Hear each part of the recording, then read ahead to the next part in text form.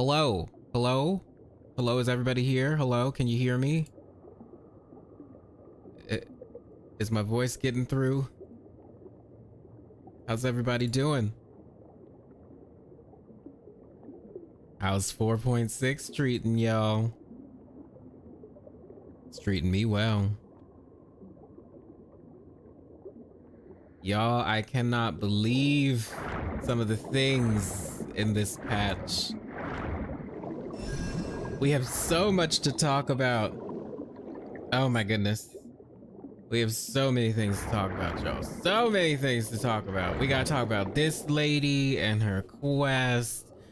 We gotta talk about all of this and how, oh my gosh, how gorgeous Remuria is. Like, look at this. It's so pretty.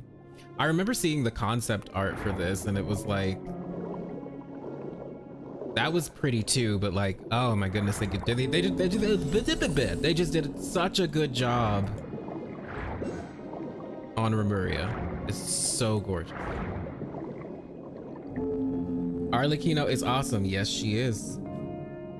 Hi Mui, hi Kawaii Beans, hi Fearnin, hi Star, hi Unknown, or You Known, whichever one. Hi Acheron. Oh, is that named after the Star Rail character? Hello, this Wagyu. How you doing? Hello, Randinator. What's up? It was so much cooler than I could imagine. Right. Now give us voiced world quests. Okay. I really hope that becomes a thing, because this world quest in particular, it would have been so cool if it was voiced. So many of them would have been so cool. I hope that is something they consider in the future. But who knows? Who knows what they got planned? But at least we got more traveler lines from Ether and Lumine. It was wonderful to hear them speak again. And they had more than just like 1 or 2 lines. They had a few, which is great. Like, just amazing.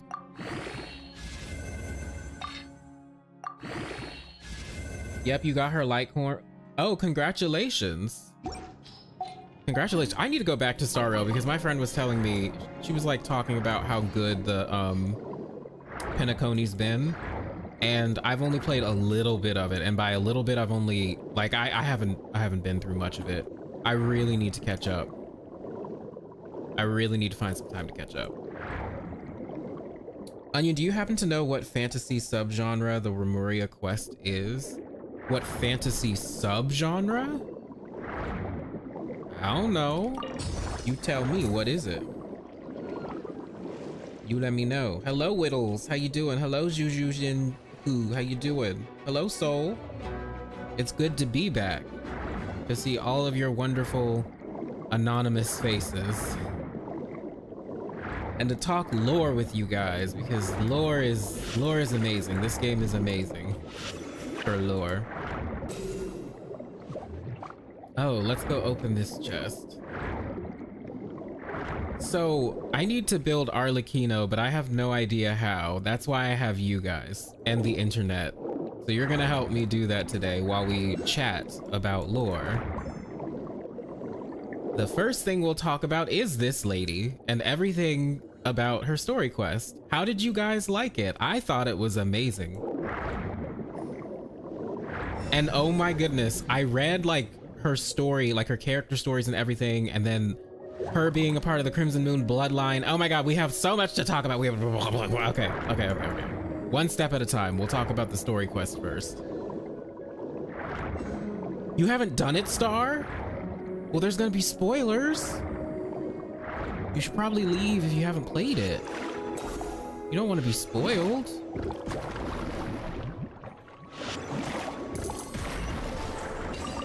I always hate killing these things. They're not violent. Oh well, I need my treasure. Okay, where is this? Is it in here? Yes, it was. Okay. For you, 8 to 9 out of 10. Okay, one of your favorite story quests. You loved it. By the way, Arlecchino's C6 is broken as fuck, and you also got Arlecchino today as well. Congratulations. It took me, unfortunately, she would not come early. It took me 90 wishes to get her, so like the standard 90 wishes, which is unfortunate. But at least I won the 50-50, so I can't complain. And I also pulled on her weapon banner and immediately got a 5-star weapon, but it was the fucking bow, which is fine because I do have Lenny. I had the bow already, but I guess I have a R1, whatever the bow is called, which is, I guess, fine.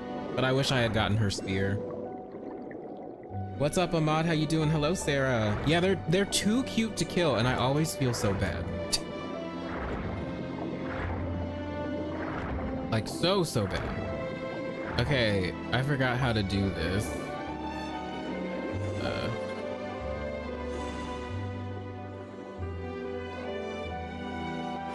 It has to match them, right? Oh wait, this thing moves, doesn't it? Or does it? Okay. Okay.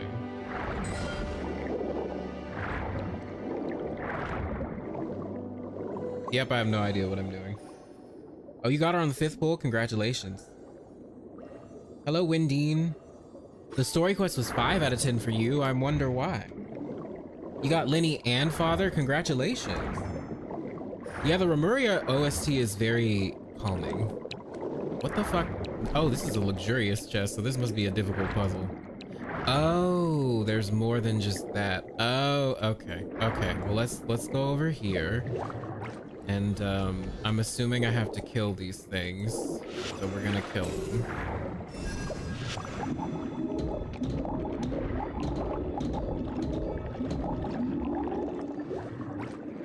Oh yes, now you're free.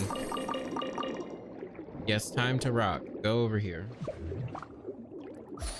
Her story files give me chills, especially the part about what happens if the curse grows to her heart. Wait a minute, what happens if the curse grows to her heart? She gonna die? She gonna burn? She become a hilly churl? What happens? I don't recall. Okay, now what about this?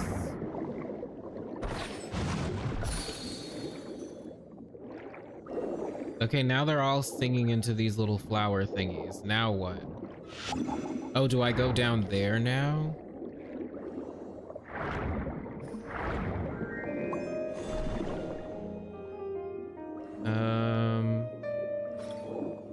Oh wait, no, there's one more. But which one? Is it up here somewhere?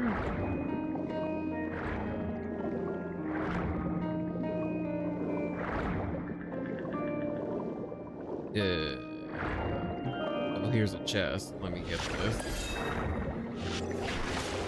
Oop. Oh, hold up.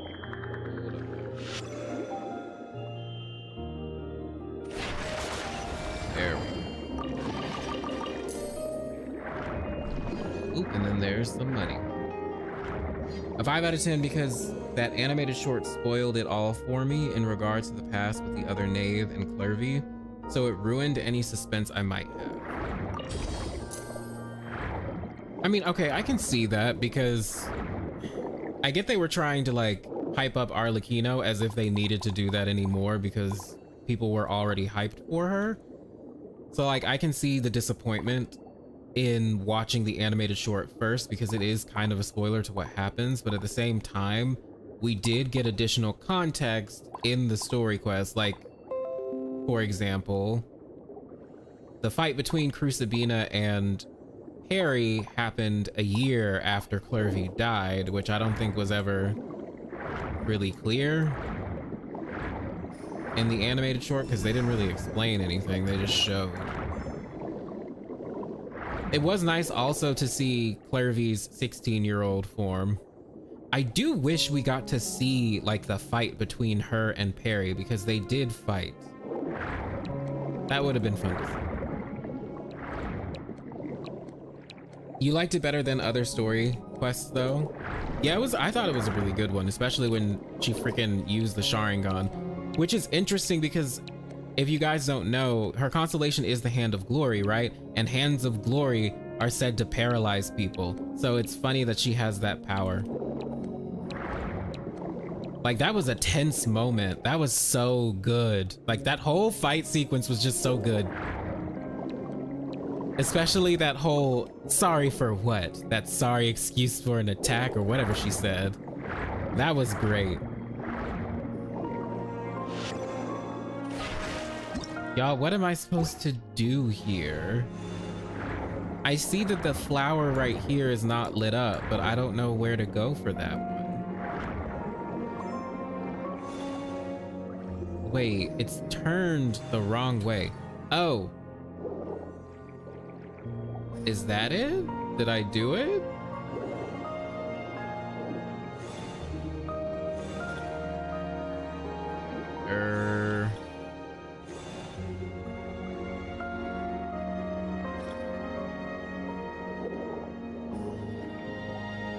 Yep, I have no idea what to do. I didn't mind it as the context behind why Clervy was there could be built on and expanded. Yeah, I thought it was fine, ultimately. I liked all the context and everything. Any guess to why the Crimson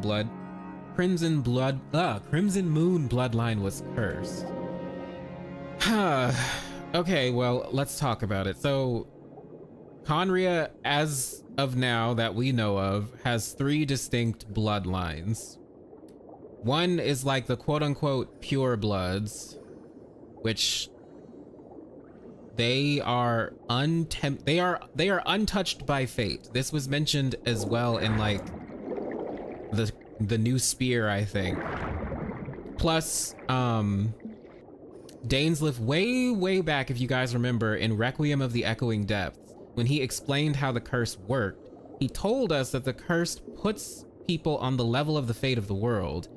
My question was, well, if that's what it does, then does that mean Khaenri'ahs weren't at the level of the fate of the world? And I feel like that is the case, that pure-blooded Khaenri'ahs are not part of the life cycle of Teyvat, aka they might be fucking aliens, and they are not affected by Irminsul. But we still have no proof of that, though I'm thinking that's the case even more now, especially after Remuria, because you guys, it was about them not being part of the cycle of Fortuna, which is like low-key Irminsul, by the way. It was about them basically having an artificial Fortuna, which was Phobos, and them having immortal bodies, unable to die, unable to be part of the life cycle, and then putting them back in the life cycle. So I wonder if that has anything to do with what pure-blooded Khaenri'ahs are going through. But anyway, we have pure-blooded Khaenri'ahs, then we have the half-bloods, mixed bloods, so that's mixed with whatever Khaenri'ahs plus whoever's from Teyvat. And then we have the Crimson Moon bloodline, who has the fiery Crimson Moon power, and supposedly kind of seems like they worshipped the Crimson Moon. Which is interesting because we've been told that Khaenri'ah was always a godless nation. So it's like, are the Crimson Moon people like a separate bloodline that joined Khaenri'ah later, or like what's going on with that? I don't quite know where they would have gotten this curse, but I will say that Arlecchino's powers are extremely similar to Leyline abilities and Irminsul abilities, being able to conjure up tangible spirits that can interact with people. Well, Clervy couldn't interact with the world, plus, well, she could interact with people, right? But she couldn't like physically touch things, etc., because she's a fucking ghost. But it's very similar to Leyline phenomenons. So it's like, it's just, which by the way, it's a huge conversation because Arlecchino has the power of fire, right? It's like a cleansing fire, but that's also similar to like the Staff of Homa, which was used for purification rituals. If you guys know Hu Tao's weapon. It was used in Liyue for purification rituals to cleanse things by fire. There's also a connection to the Hom Bird from the Staff of Homa. And the Hom Bird is a mythological bird that is kind of similar to a phoenix, but is not like it's basically a phoenix, but it's not a phoenix. It has to do with also bestowing kingship onto people, which fits so well with what happened with Arlecchino and the House of the Hearth, since it was all about crowning a new king. And of course, it also has ties, this is just a theory, but to Istaroth and the statue of the 1,000-armed, 100-eyed god in Inazuma, who for whatever reason some people think is A, but I'm still of the belief that it's probably Istaroth or a moon sister or something. But it's interesting also that that would have wings in the shape of the Homa symbol. And Arlecchino has like a shit ton of parallels to A, who also has Crimson Moon parallels. It's because they reference the same person. The lady in the sky. You know, the sustainer of heavenly principles. That's who they're both referencing. I didn't pull for Arla and haven't had a chance to look into her lore yet. Oh, so really liking this stream. Oh, okay, well, good. Yeah, her lore is actually really interesting. Please go read it. Like everything. Oh, and if you're interested in Notlon, one of the artifact sets seems to be about Notlon, so go ahead and read about that. Speaking of Notlon, everything you see in this quest and saw in Arlecchino's quest, it's probably setting up for Notlon. Like, all of this stuff is setting up for how important the pyro element is going to be, which I find to be very fascinating. A did say that eternity is the closest to the heavenly principles. That she did. She is like, everything I'm just gonna say it. We're gonna talk about it in part 2, coming very soon, but like, everything about A, she gave us the answer to like everything. And that's all I'm gonna say. If you want to understand the Sustainer, take a look at A and everything that happened with her story.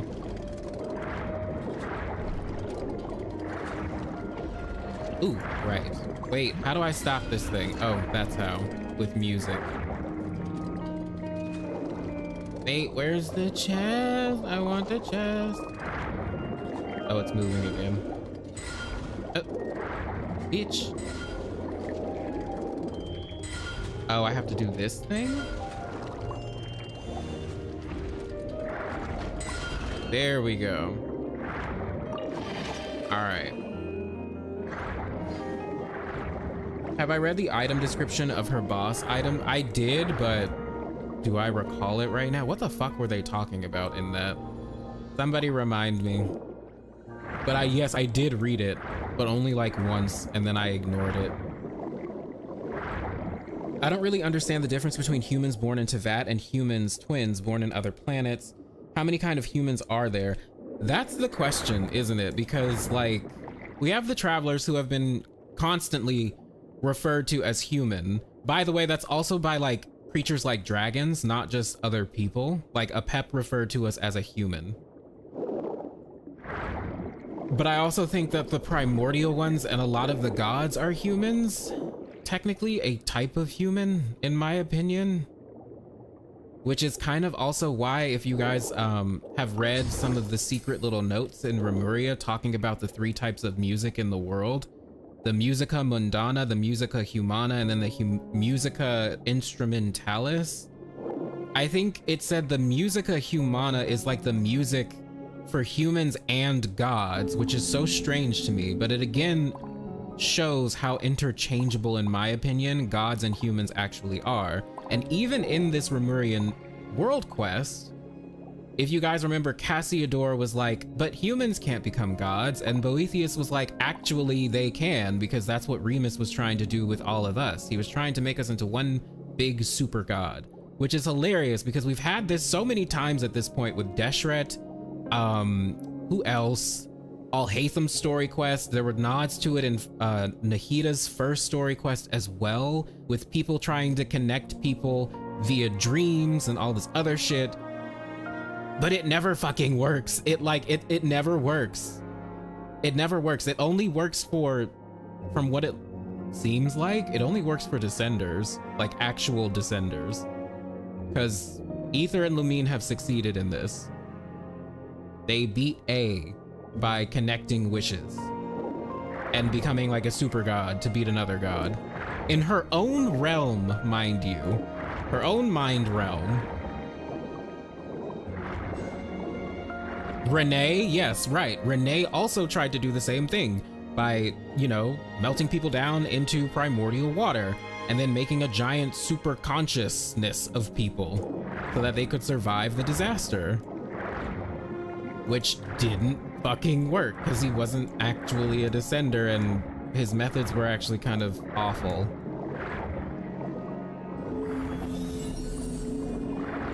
One of them calls Arlecchino the last child of the Crimson Moon. You know what?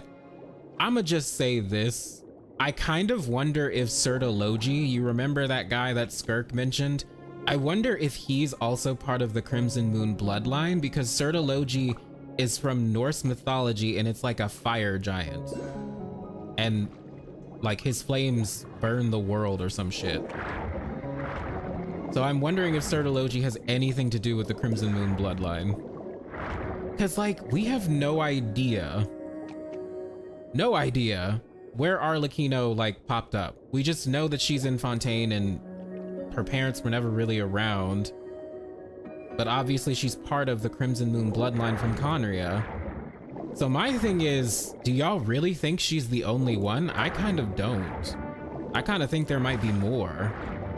Especially since one of the, I feel like one of the item descriptions, or was it an artifact? It was something that implied that the Crimson Moon bloodline was kind of hiding and waiting for their moment to rise up again. But yeah, that was my thought. I thought Sertologi might be part of the Crimson Moon bloodline. But who knows? Is Khaenri'ah Arlecchino's previous life or no? So if you guys have read the conversation that Arlecchino and Piero have, Piero literally tells her to reference Khaenri'ah to learn more about herself. He says some of the details are, what was the word he used? Not superfluous, but like, they took some liberties, let's just say that. Like, Khaenri'ah book takes some liberties, but like the core stuff is accurate, is what Piero said. So I think at the very least, Khaenri'ah serves as a wonderful parallel to Arlecchino. And that's who we should be looking at to understand her more. Isn't Gold from the Crimson Moon dynasty? Practiced alchemy, which is... See, that's the thing. It would make sense if she was, which means she's, again, like super fucking old, because holy shit. Like, we know the Eclipse dynasty is really old too, because remember, they were in Enkanomiya. Like, their ruin guards were in Enkanomiya, and that's where I'm assuming production of ruin guards happened during the Eclipse dynasty. That would make the most sense, right? So like, this is thousands of years worth of history that we're talking about. But also, I kind of feel like she was part of the Universitas Magistrorum, which is, you know, the group of astrologists who it seems like it was their responsibility to actually look for descenders and pull them to the world. It also seems like they were the ones who rebelled against the Crimson Moon dynasty. So I think, yes, Rheindotter likely was part of the Crimson Moon dynasty, but she rebelled. If she's part of the Universitas Magistrorum. I also low-key believe that Ermin was the king for both the Crimson Moon dynasty and the Eclipse dynasty, but that's a whole other thing. That is like a whole other thing.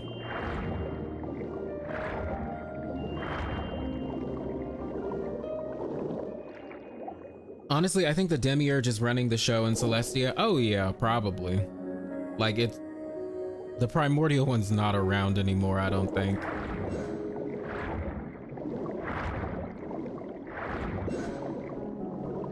I don't think he's around, or she, whoever it was, whoever they were. Ah, crap. Oh no. Oh no, I missed one. Or did I miss one? Nope, I did. Oh my god. All right, we're gonna have to restart this.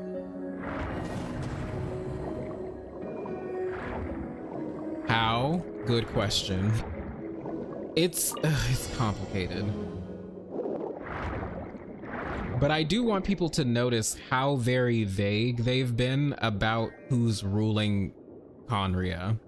They said the Crimson Moon dynasty was ruling, but they didn't mention the king. Like, we know there was a king ruling the Crimson Moon dynasty, but they are very subtle about who it was. And I'm not gonna lie, I actually do think it was still Ermin. You know what the artifact set reminded me of? Like with all of, or not the artifact set, but the spear, because I think that's where most of the Crimson Moon dynasty lore actually came from this patch, plus Piero and Arlecchino. It reminded me of Deshret, as many things do. Because I think one of the lines was saying like the priests were trying to convince the king that the moon was still alive or still ruled the world, something like that. And it reminded me of, like, if you guys remember that one book with Deshret talking to his 3 ministers, like the Goat King, the Crocodile King, and then what was the other one, y'all? The Ibis King. That's it. And it was talking about how they were like trying to convince him of things to do, and it kind of reminded me of that. I don't know, y'all. Like factions? Kind of, yes. Basically. The primordial one seemed dead as hell. Yeah. The question is, why did the Crimson Moon dynasty lose the throne? I think they were overthrown by the Universitas Magistrorum.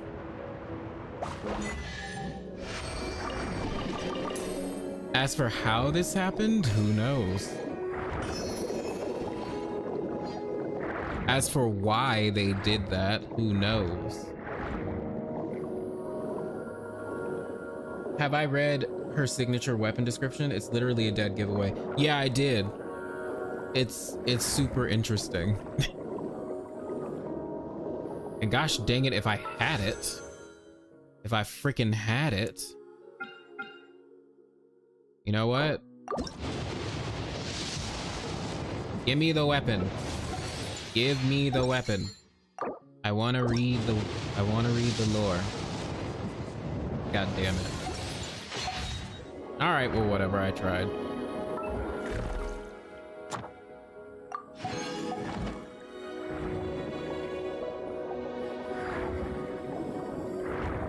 How did I like the World Quest? The World Quest was wonderful. The mind control, the racism was awful. Like, the racism in this reminded me of the fucking desert. Y'all remember that awful sage, Tirmaz, or whatever the fuck his name was? That's what it was giving me in this quest. Like, Boethius was very fucking racist.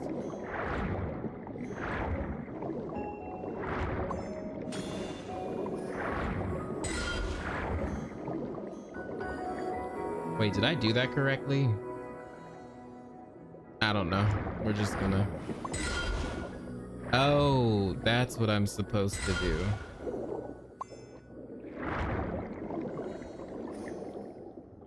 Oh. Uh-oh. I did it wrong, I think. Ah, yes, the racist genie bottle. Oh yeah, Lilupar was also extremely fucking racist. Yeah, I was just like, great. But you know what? Like I said, you know, Deshret and Remuria, The both of these kingdoms have a lot of parallels to Khaenri'ah, and we already know also that Khaenri'ah is kind of obsessed with racial purity, so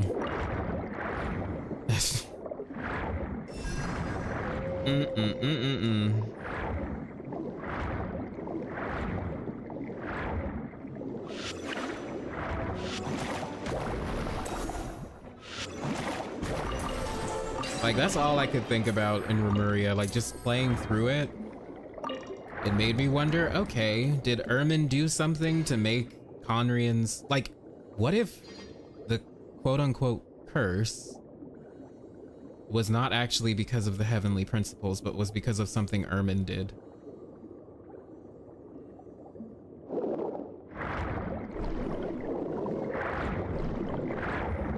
I already think the situation with the gods and the heavenly principles is kind of, I think Khaenri'ahns have a misconception of what actually happened, because, and that's mostly also just me, that's me banking on my theory of Khaenri'ah and Celestia having a relationship with each other being correct, but also because if you saw what happened with Deshret, remember how the desert guys always thought that Rukkhadevata betrayed them and like hated them and kept the wall of Samiel up to keep them out of Sumeru, when in actuality it was just the sages being pieces of racist shit, and Rukkhadevata actually helped the desert people? That was the truth.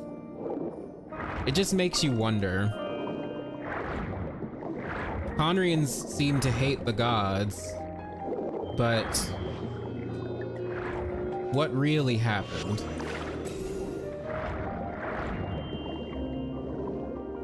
Anya, what do you think the proper way to change? What do you think is the proper way to change fate? I hope it's not the usual battle it out, and instead is all races coming together and sharing Teyvat. I don't know what's going to be the answer. I feel like time travel is going to be involved. I just feel like we're gonna go back to Khaenri'ah at some point, maybe even further in the past, like to win the first, well, the first real calamity happened, maybe with the second who came. It would be great to go back, or at least see like a cutscene, you know what I mean? But I'm not quite sure what changing fate into that actually means, because every time we've seen it, it's failed, except with Fontaine. This is like the first place where it was actually successful. Focalors, what Focalors did, she didn't really change fate though. I guess she did. She saved everyone by her actions, but like everything still came to pass. Fontaine was flooded. It's just that everybody was saved. So I don't know. I don't know how. Well, first of all, the question is, what are we actually saving Teyvat from, if anything? What fate are we even trying to change? Like, what do you guys think as the main characters? What fate are we actually going to try to change? Yeah, like technically fate still happened. Everything still happened. But Focalors still fooled the heavenly principles. Like, the Hydro Archon was crying on her throne. Technically Furina was, but also Furina wasn't the Hydro Archon, but she technically was, but she also wasn't, which is why that worked. It's a very similar situation to Nahida and Rukkhadevata, how Rukkhadevata was able basically to create another version of herself that was pure and unaffected by everything Irminsul was going through, which is odd because Nahida technically should have been affected by it. All of the forbidden knowledge affecting the tree, but somehow she was not, because she was the purest part of the tree, which means that she is fundamentally different than Rukkhadevata. They have different fates. It's like they fooled the system. They basically fooled the system and confused it. And the same thing happened with Furina and Focalors. A very similar thing happened. Humans trying to become gods. That has also failed multiple times, except with the Traveler. The Traveler's like the only one who's been able to like amass wishes and then beat gods. This happened twice. Interestingly, to Inazuman aligned characters, once with A and then once with Scaramouche. Like, Nahida was able to use, what's it called? The Akasha system. Oh my gosh, why did I forget that? She used the Akasha system to gather all the wisdom of the people of Sumeru, combine it, and then they were able to beat Scaramouche. And then for A, we got a statue to help us with all the visions and everything. And then we just got a whole bunch of power. Feels like our sibling will drag the Traveler into it because they also battle with fate. Yeah, like the siblings' wars with destiny. And she wants the Abyss to engulf all of the thrones, which is interesting because destroying the Hydro Throne gave Neuvillette his powers back, which really makes me wonder, you know, the will of the Abyss being Nibelung. It seems likely.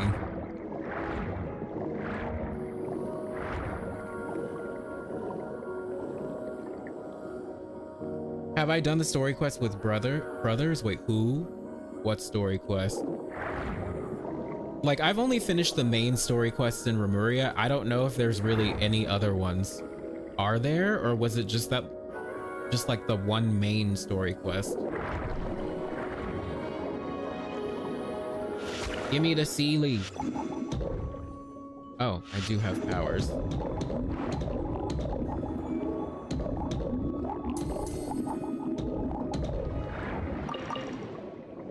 By the way, did A ever give...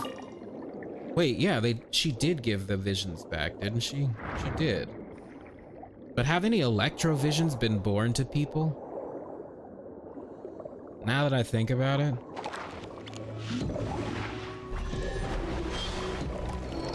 Oh.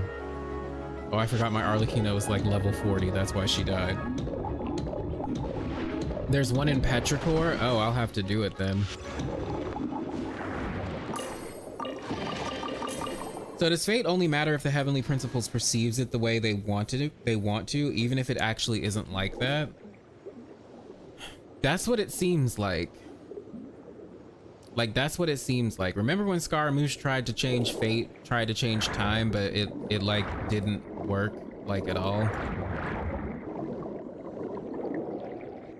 This goes again into like Moon Sister stuff, because there are heavy implications that the Moon Sisters were the ones who wrote fate for Teyvat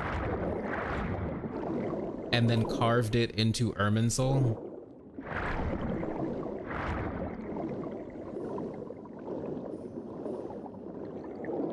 But this world operates a lot on like perception, right? And minds and the power of one's will, which is why there are so many lines about a person who is worth an entire world, a will that can rival the entire world. So it really does seem like fate is merely perception of whoever's in charge, which seems obvious when you think about it.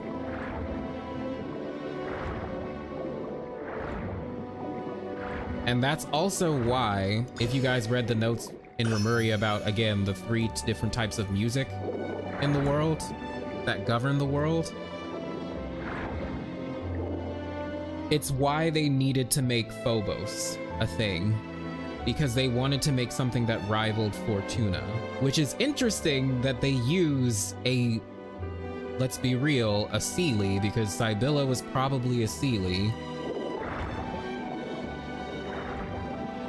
It's interesting they use her to do it, and she ended up becoming Phobos. Makes you wonder about what Fortuna is, right? Perhaps it's a lady who I've been saying is trapped inside of a tree, who is supposedly a god of time, but I kind of think she might be a god of life, actually.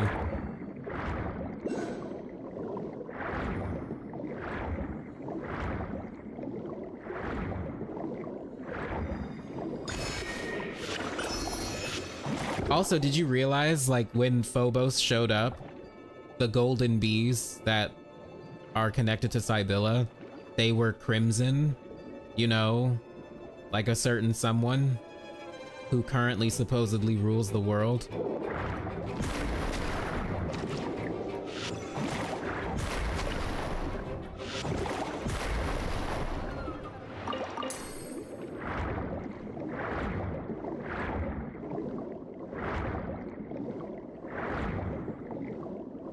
Yeah, her little bees were crimson.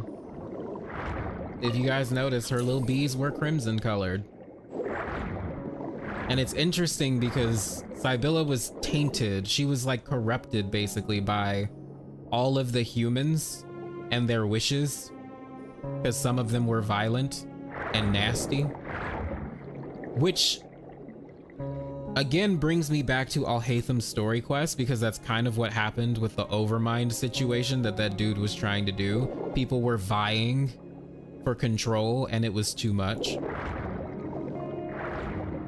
Pretty sure they also used crimson coloring during that as well. So it makes you wonder about the sustainer of heavenly principles. And it goes back to my idea that she's not a fucking dissenter. She's not. She's playing as one.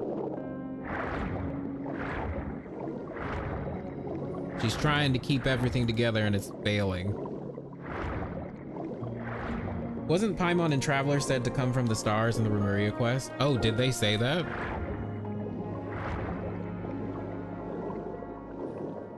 I remember they were like, Boethius was like, you're not a human that was made with the primordial sea. You're not a golem. So he concluded that he must be like an extraordinary individual. Basically, he came to the conclusion that the Traveler was a descender.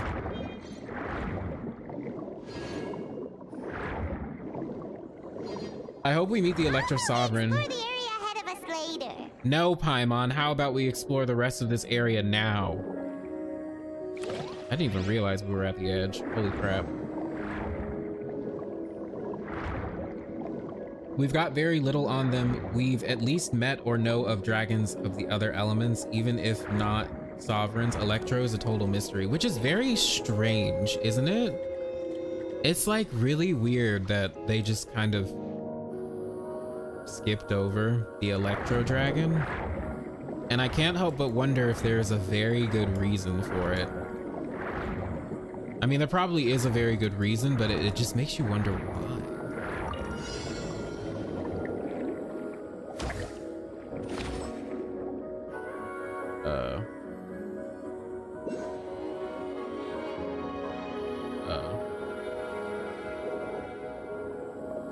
Where are the rest of them? Where are the rest of them? All right, I give up. Not in the mood for this shit right now.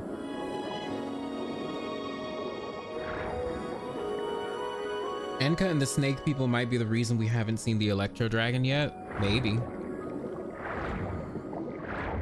Maybe you guys remember that little creature thing that we saw for the Inazuman live stream when it first came out, and there was like this three-headed thing in the water that the Traveler encounters? Maybe it's that thing. I have no idea. Oh, Hydroculus, let me get it. Let me get it. Oh, fine. I'll be back. Oh goodness. Oh dear. Oh dear.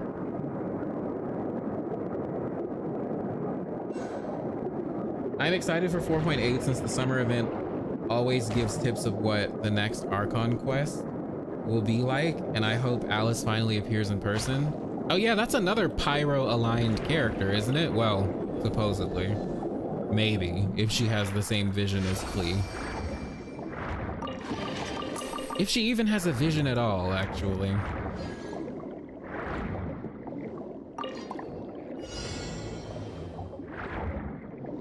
But yeah, I do think we will see Alice.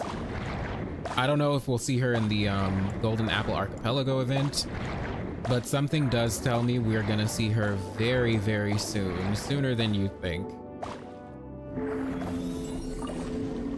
Because we need Hexenzirkel lore.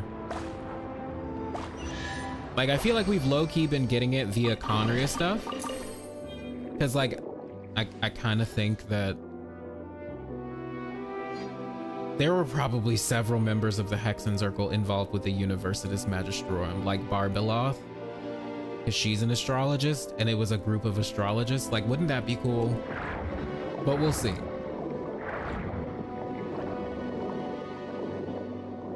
There is the one that slumbers under the sacred Sakura, possibly, and that would make sense if it was a dragon, especially if they were, like, low-key going off of Norse mythology with, like, Nidhogg and everything, gnawing at the roots of the world tree. So, like, a dragon gnawing at the roots of a tree would make sense.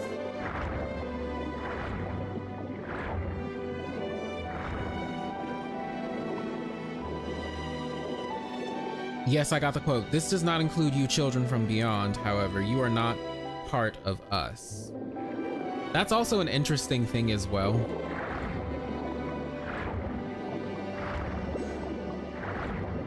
I'm kind of just like...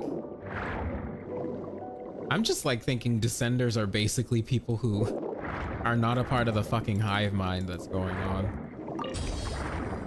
And haven't been integrated into the us.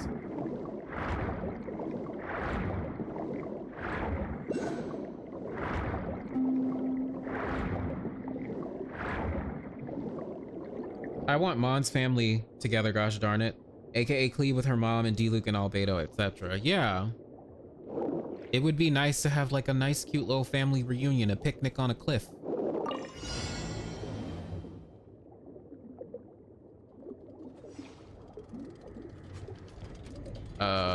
What am I supposed to do? Oh, I'm supposed to collect this shit. I think I'm gonna fail though. Oh, nope, I got it. Is Remuria more ancient than Deshret's civilization? That's what I gathered. No. Actually, Remus came from Deshret's. He came from Sumeru. Like, the reason why he came to this area in the first place was to die. He refused to submit to Deshret, and so he came out here, ended up finding an ancient city, which is not Remuria, by the way, an ancient city that was probably from the first civilization, and found an Irminsul tree, which is where he found Sibylla, and she was like, dude, I've seen your fate. Shit's gonna get wrecked, but you're gonna build a great civilization that's gonna get wrecked. So if you want to go ahead and try all of that, sure, I'll do it with you and help you. Because I ain't got shit else to do. I lost my form. I lost my body, which fits very much in line with the Seelie, by the way. And so she decides to help him. And then Remuria was born.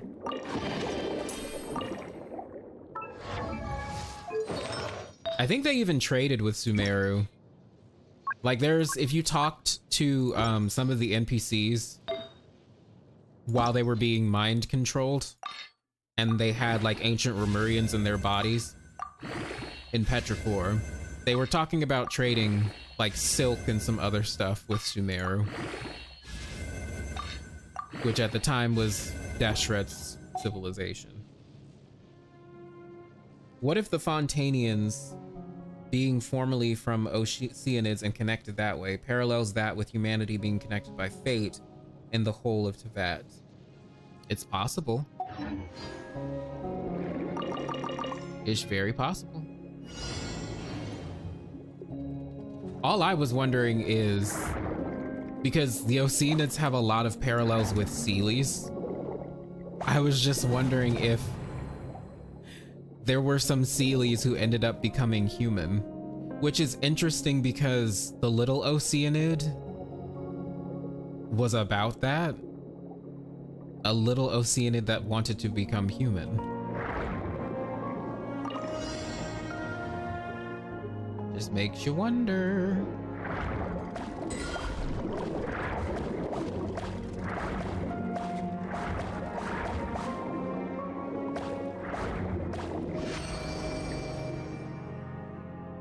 Oh wow, I did not pay attention to the story then. I don't think, okay, so it wasn't explained like in the world quest itself. I'm pretty sure that Deshret, it comes from the artifact set. Here, we can even read it. It comes from the new artifact set, if I'm not mistaken.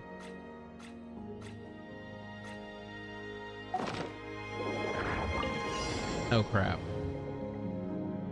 Oh, there's more? Oh goodness.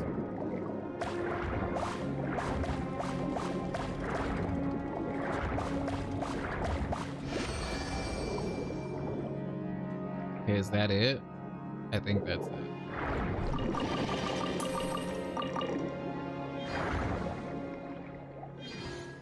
The goddess of flowers also could see fate, so the Seelie theory makes sense. Yeah. Oh yeah. Like Irminsul and the moon are like super tied to each other. There's been at this point, I think there's just been too many references for it to not be tied to the moon, Seelie and Moon sisters. So the fact that Sibylla was like a guardian of an Irminsul tree, and also she was talking about quote unquote being from the land of the dead, and y'all, Irminsul is the land of the dead because everything gets absorbed into Irminsul, everything that ever lives and dies. So my thought was she's either like a little fairy of the tree, or she's just a Seelie, which I mean, I kind of think Seelies might also be fairies of Irminsul. Slash offsprings of the Moon sisters.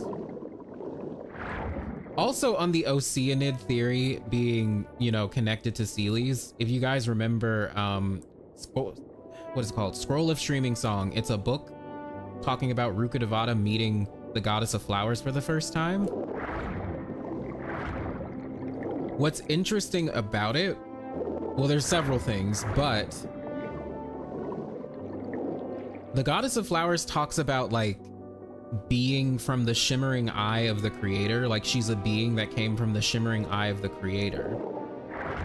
That's an interesting parallel to the Oceanids, who were theorized to be born from Egeria's tears. So I thought that was another interesting connection. Also, Egeria is the moon. She's I'm just gonna, she's a fucking, she's got stuff to do with the moon. Because guess who was imprisoned? Because she sinned against the gods, and then I'm assuming she was let go after the Remurian society fell apart. And I guess Celestia was just like, yeah, we need an Archon, so you're free now. But by the way, you're still gonna fucking die. And your entire fucking civilization will also die.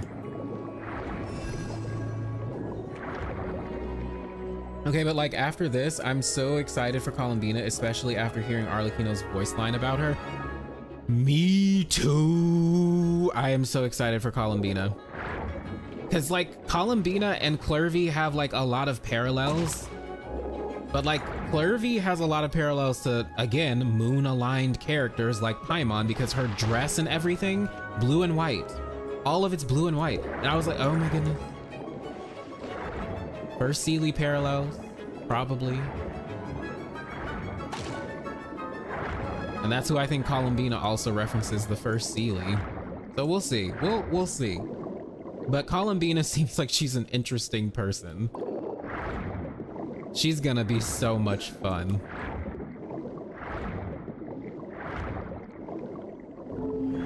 Oh, and also BT dubs. Something that the Arlecchino questline did that I really liked is establishing the House of the Hearth as like its own thing. Like its own separate entity that would not hesitate to like branch off from the Fatui if given the moment. Because remember, Liddy talking about how Project Stuja is such a inconvenience, and it seems like the involvement of the House of the Hearth and Arlecchino is merely just like a ploy to watch them. Sun and Moon Part 2 win. Girl. I'm gonna try to get the first part of Sun and Moon Part 2 out before 4.7. I talked about that in the last stream. It's gonna deal with Khaenri'ah though, and also the Crimson Moon, which technically was supposed to be what Part 2 was going to be all about anyway. But I have a lot to say about the Sustainer, so it's being split into several parts. By several, I mean 3. Because we got to talk about the Khaenri'ah of it all, we have to talk about the Sustainer of it all, and then we have to talk about the wayward daughter of it all.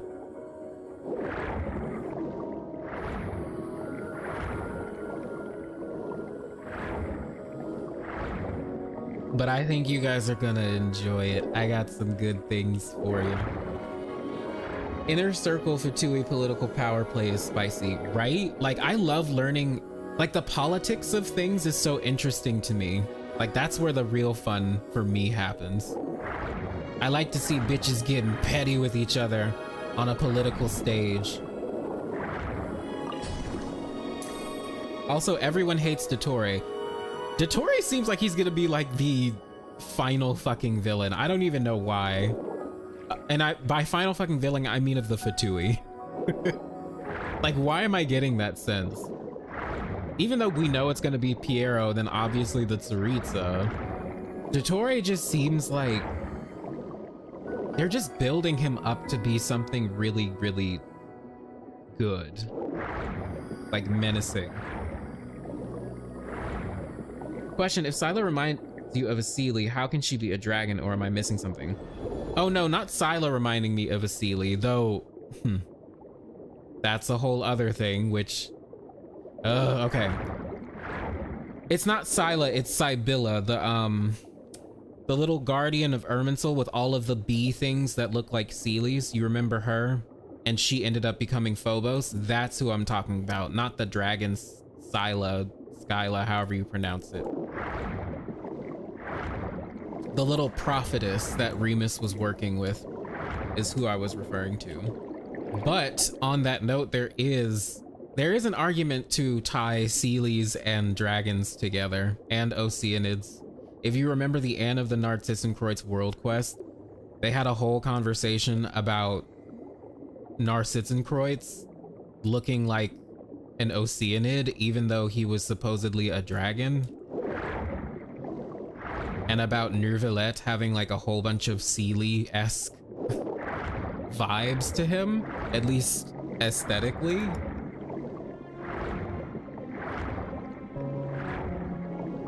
But that's a whole other theory. Ugh. One that I will probably make into a video at some point. Oh. Do I have this? Ah, crap. Oh, there you are. Wait, hold on. Hold on. How do I switch? Oh, okay. Why did I forget that momentarily?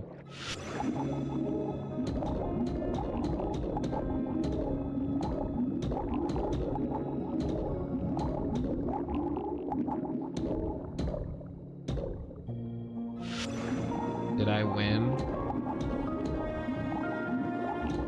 Okay, clearly not.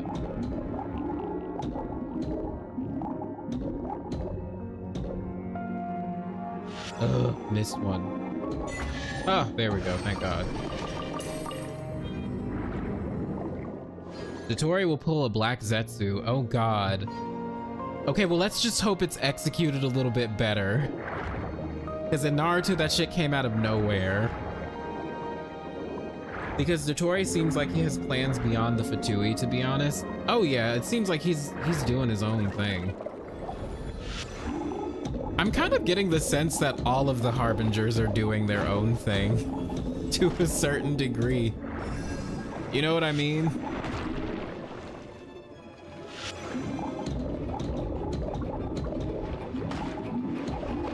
Like, there's Project Stuja, which is mostly being done by the Rooster and the Regrader, however you pronounce it.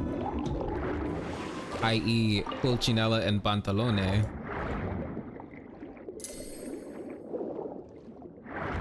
Then there's Arlecchino with the House of the Hearth. Then there's Dottore with his fucking experiments and shit.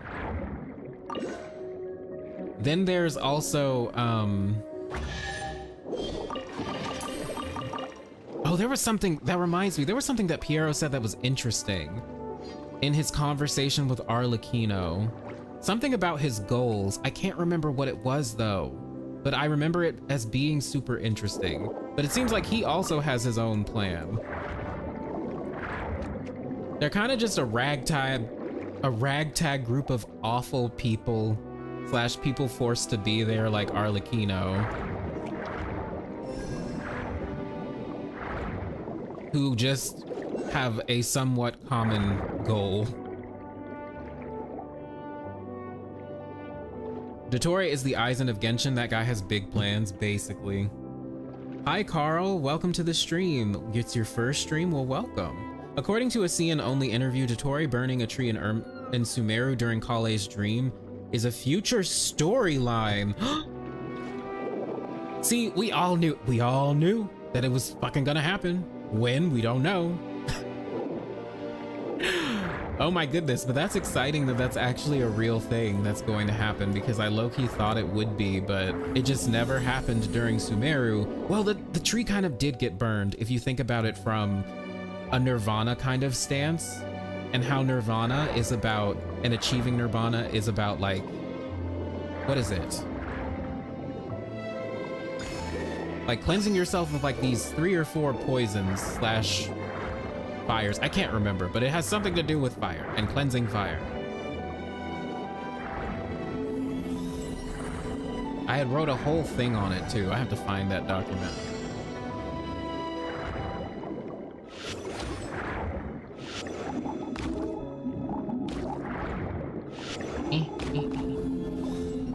Okay, well, oh, there's...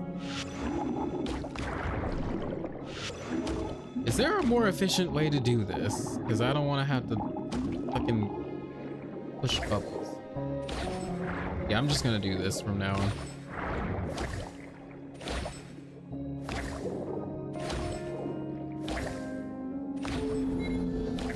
Perfect.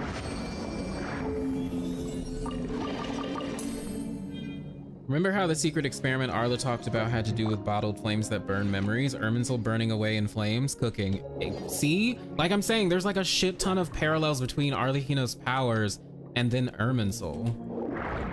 And then the moon. It's all wonderful. It's all coming together. This is the real Genshin Impact that we've all been waiting for.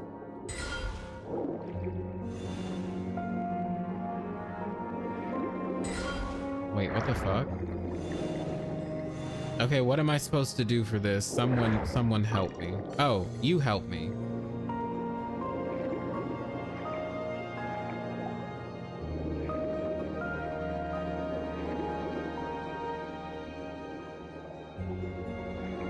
What's also interesting, BT dubs.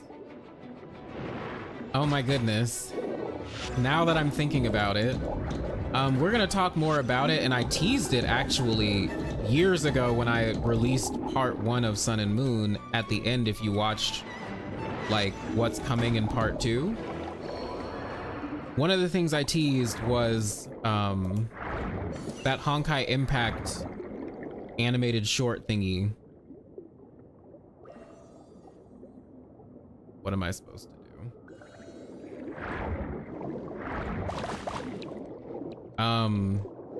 Oh my gosh, what is it? Something about everlasting flames. It's when they released the Hersher of Flamesion for Flame Scion, sorry, however you pronounce it, for Kiana, which is interesting because now we're getting a whole bunch of, oh my gosh, there's a lot I'm going to talk about. Oh, this is exciting. This is a lot. It's all coming together, and Hoyoverse has strategically planned everything, and it's great. You lead me to the next place I have to go. Hello, Rosie. Much love to you as well. Lovely to see you. How you doing? The Akasha getting shut down seems to be burning the house tree down. Right. There is also ties to Kalpas as well, like the Kalpa flames rising. There was a lot of fire stuff going on in the Sumeru Archon quest, now that I think about it. Because there's a lot of ties. Oh, gosh. It all leads back to Irminsul, though, and Nahida. Even the stuff that's been going on in Fontaine, because you know how Egeria is called the mistress of all waters? Well, she's not the only one. Nahida also is one, because Nahida is named after a goddess who is the mistress of all waters. Anahita. There's just like a lot of parallels between... Ugh. I'm disgusted and I love it. I love all of it and I hate it.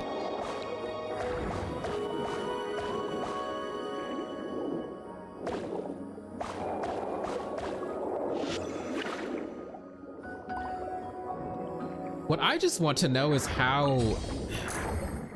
I really do want to know what the Crimson Moon bloodline actually is and how they were able to get their powers. You know what I mean? I just wonder.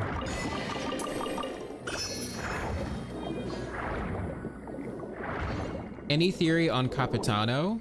Other than the fact that I think he's a consciousness inside of a corpse. Kind of like what happened in Kazuha's story quest. Which also interestingly has parallels with A because it was about a consciousness inside of a sword. But yeah, I think that Capitano... I'll just say this. I think that them building up Capitano to be like the most powerful Harbinger, I feel like they will follow the Commedia dell'arte. And in the Commedia dell'arte, the Capitano stock character is like a braggart. So pretty much his strength and everything like that is false. It's fake. It's just built up. Now, in terms of Genshin, I do think Capitano will be powerful, but I think his true nature is gonna be something like super weak. He's gonna have like a big twist to him, I think. Also, I don't know why, but I get the feeling he's super old. Like probably 500 years old, but like he's been around a while. What's up, Stoic? How you doing? I desperately need that Farina's second story quest, but I want it to be about Egeria. Speaking of, we've heard Egeria's voice. Like it was in the promotional trailer for Fontaine. Like she's the first one to speak.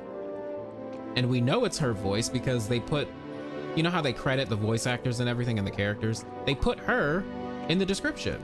So it's like, it's weird that we haven't seen her yet.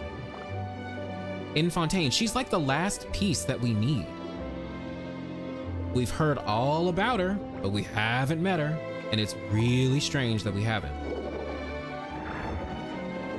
And also very unprecedented because we've met the previous Archons of each of the nations so far, except for Egeria.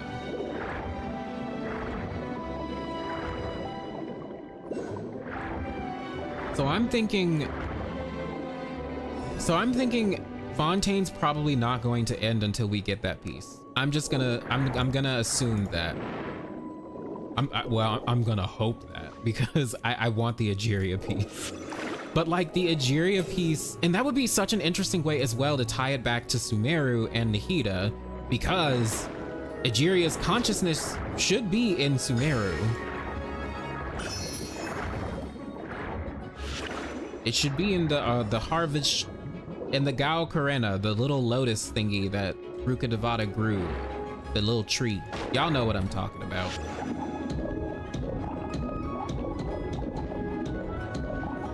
Yeah, she was like in the first trailer for Fontaine. Talking about like, something about sin being the fairest. The first sin is the fairest or something like that. Everybody sinks. Yeah, that was her. She was the one that said that. Bloodstained Night. That would be interesting. I've heard that theory before as well. That's a pretty old one, isn't it?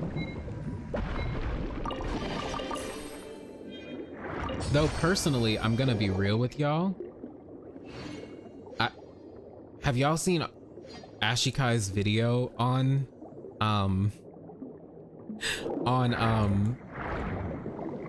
Capitano and like Sun Wukong and everything, and the Adepti that's based on Sun Wukong more than likely. I want Capitano to be him, aka I want the body that I think Capitano is inhabiting, I want it to be his. I want it to be his corpse, and then Capitano be the spirit that's just inhabiting it. That's my personal headcanon. I low-key feel like Columbina is not human. Oh yeah, I feel like she's not. I think she's either an artificial being. Like, I do think she's partially artificial, and I low-key think Dottore has something to do with it. But we'll see. I'm not convinced that she's a Seelie, but I do think she represents a Seelie. Like, that's 100% true, but I don't think she's actually a Seelie. Though I could be wrong.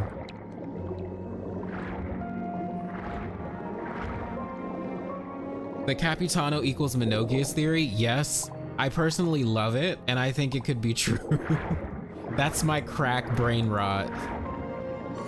I want Capitano to be a spirit inhabiting the corpse of Minogius.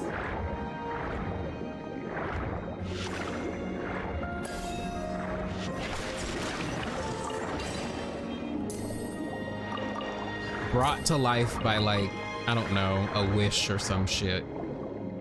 Kind of like how that sword was brought to life in Kazuha's story quest with the help of the Tatari Gami, aka God Remains.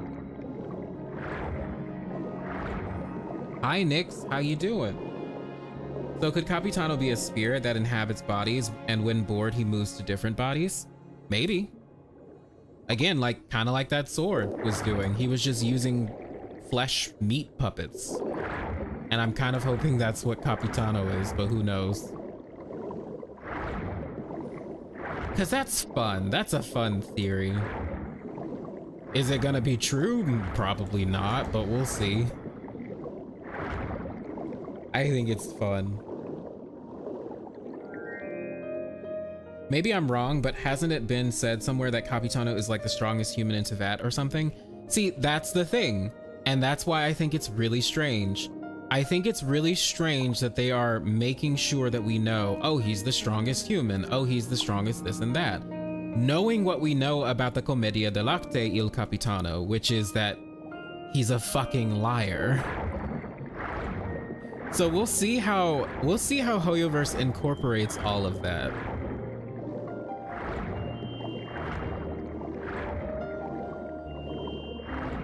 I'm hoping they do something interesting with it. All I'll say is that there is likely gonna be some major twist with him that completely subverts our expectations. Wait, don't forget Varka is in Notland. Y'all, I have been thirsting after Varka for so fucking long. I want him to come out. I know his model is going to be hot as fuck, and I want him for my daddy collection. That's it. He better be like the first couple of banners for fucking Notland. I swear to God. Oh my God, I want that man so bad.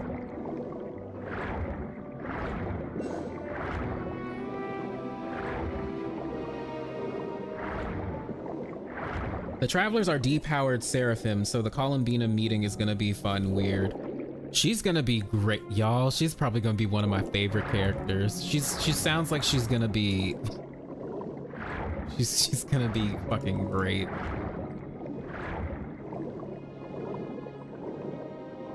I've seen Varka. Stoic? No, don't tell us. Is he hot? Actually, I do want to know, is he hot? Just tell me that. Is he fucking hot? That's all I need to know. If he becomes playable, what element will he be? I don't know. Maybe Pyro. Maybe Geo. Because, you know, strong and sturdy as a rock. You know what I mean? I'm not sure. It all depends. Capitano may be the Bloodstained Knight. That would be interesting, because like I've heard that theory, because the Bloodstained Knight ended up... The thing about it is, though, it's implied that the Bloodstained Knight found sympathy with the Abyss. Or at least with what happened to Khaenri'ah. So I don't know if he would become a Harbinger, would he? I mean, well, we do have a Khaenri'ah as a Harbinger, but, well, as the director of the Harbingers, but I don't know, y'all. Oh, and then we have Perry, that's right. So now we have two Khaenri'ahs as Harbingers, which is fun.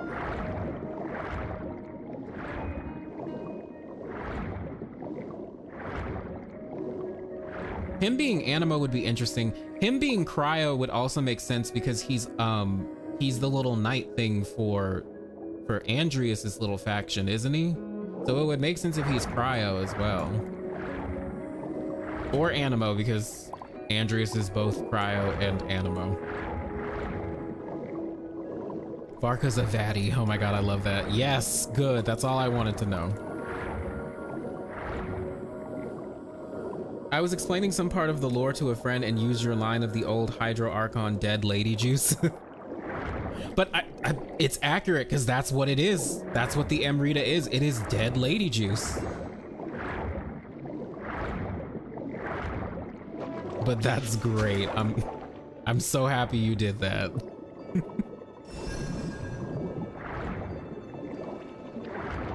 Harry parallels Kaya, but with the Fatui. That's an interesting thought. You know what? I'm so confused about Khaenri'ah bloodlines now. Like, they just, I hate them all. Cause like, Kaya doesn't seem to be full-blooded Khaenri'ah, does he? Is he? His pupils are a lot less pronounced than literally every other pure blood we've seen. But he's like not cursed. Well, I feel like he's probably King Ermin's fucking grandson, and that's probably why he's unaffected, because Ermin, y'all, let's be real, Ermin's probably more like the Travelers and probably a god of some sort. Like Remus and Deshret.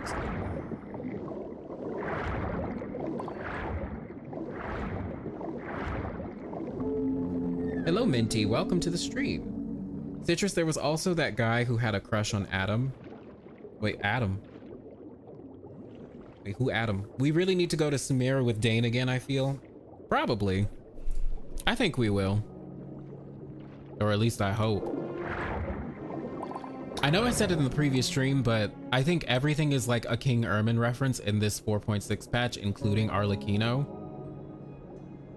So I really do think we're gonna get some Khaenri'ah stuff very soon. If not in the next patch, then the patch afterwards, because y'all, when I tell you I got some things cooking, and I don't think people are going to really think about the direction I'm going to go in with King Ermin, but maybe you will. But I think it'll be interesting. Wait, I'm supposed to kill these things? Oh.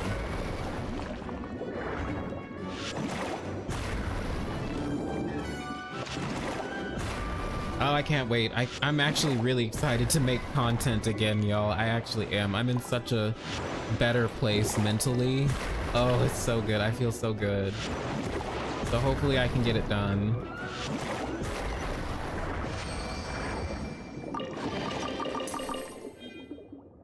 Oh, you were rambling about AFO. Oh, okay. I haven't played that. I haven't even seen anything of it. I've only heard people talking about it. I probably need to go look at it though. Because it seems like it is very relevant for Genshin. What do you think about Kari Bear's connection to Kaya? What could it be? I mean, other than technically being part of the same family, since Kaya is related to Clothar, and therefore is related to Kari Bear. I don't know. Maybe Kaya became a Loom of Fate, or is destined to become a Loom of Fate. Who knows? I don't know. That also has very interesting implications based on what happened in the Remurian or not Archon quest, the Remurian side quests here, the world quests. Because it was basically about Boethius trying to become a loom of fate, a master of his own destiny. Like, that was the whole thing Remus was trying to do. To become as a descender, as someone who has a will that can rival the entire world.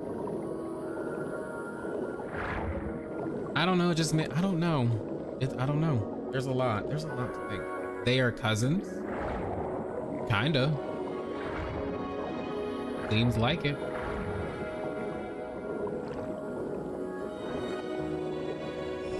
Or like Carbear's like his great uncle or some shit.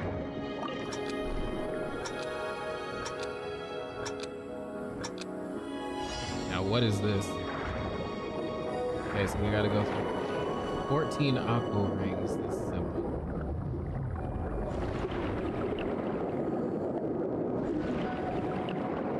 I'm excited for the connections between all the games. Me too. It's also interesting that Remuria is released in this patch, especially with what's going on in Star Rail right now. And the fact that the golems look a lot like Dr. Ratio, which is hilarious.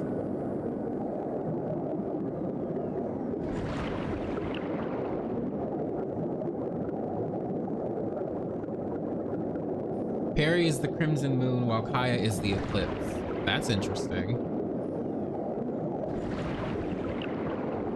Speaking of Khaenri'ah, you know this whole thing with red and blue that they've been doing? And like red and blue being against each other? Like Cassiodor and Boethius. Boethius being red and then Cassiodor being blue. For whatever reason, it reminded me of Diluc and Khaenri'ah because they're red and blue. I don't know if that has any significance to anything though. Because the blue guy is usually the good guy. And then the red one is bad. Now that I think about it also, if you guys remember in the desert with Jabrail and Samael, they were also red and blue themed. Because Jabrail had blue hair. Like Jabrail and Jet have blue hair, and then Samael is like all in red. Did I hear speaking of Khaenri'ah? Oh shit, I have summoned Roosevelt. Hi Roosevelt, how you doing? You did hear Khaenri'ah conversations. You know, just wondering about parallels between him and Perry. Miss Arlecchino. And there is purple, forbidden knowledge. Yes, there is purple.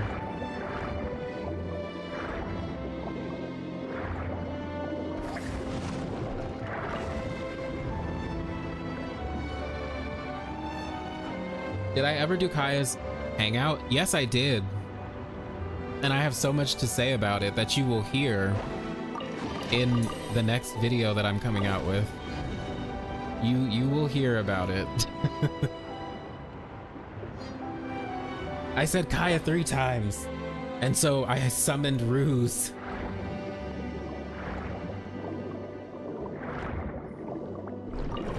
It's just like saying Deshret's name a certain amount of times. Ashikai is somewhere around. That is her husbando.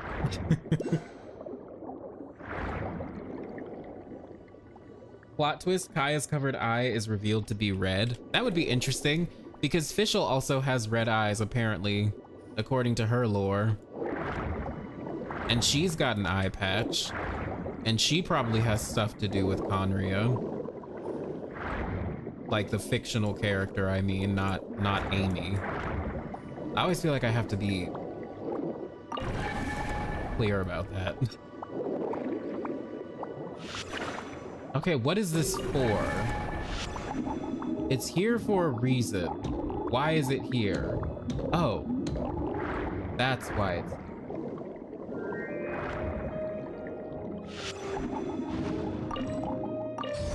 Is that it? Really? Oh, okay. About to fucking I need you. This is probably where that Hydroculus is. Yep.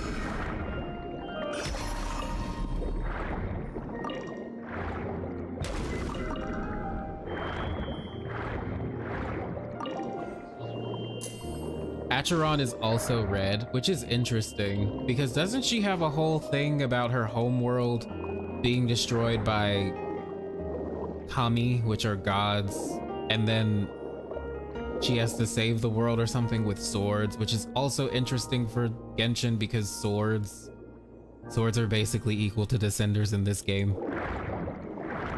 Like anytime you see them mention a sword in any kind of lore in this game, just, well, it depends on what it is, but it means descender.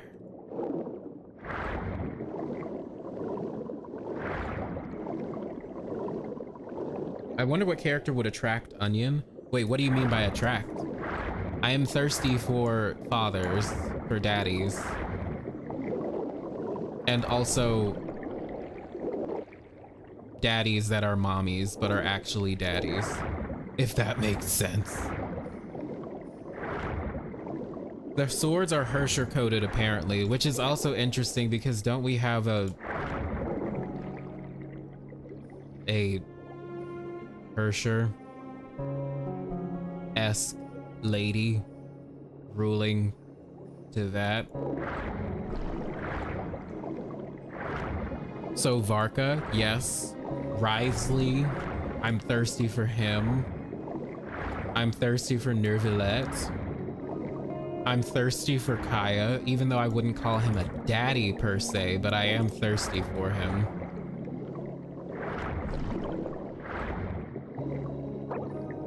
I'm thirsty for Arlecchino. For the Raiden Shogun. I'm thirsty for a lot of characters, okay? Leave me alone. Why am I using A for emphasis? I don't know. She was just the character I was playing. Clorinde. Oh my god. See, if I wasn't saving for Natlan at this point, I would be pulling for Clorinde because she has always been amazing to me. Actually, you might see me pull for her. I'm not gonna lie. You might see me pull for her. But it's also because I think they're gonna do something really cool with her character, and I can't talk about it because it's gonna be in my video. But I do think they're gonna have interesting parallels for her. And then her relationship with Navia, like, she's great. Unfortunately, I couldn't get Navia because I tried, but I failed. But that's okay. Maybe I'll get Clorinde. Listen, Kaya is so hot, his skin is good too. Oh my gosh, his skin is so hot. Yeah, he's great. How about we explore the area ahead of us later? Paimon, I swear to God. It's so annoying. I see ocean. I want to swim to the ocean. Let me swim.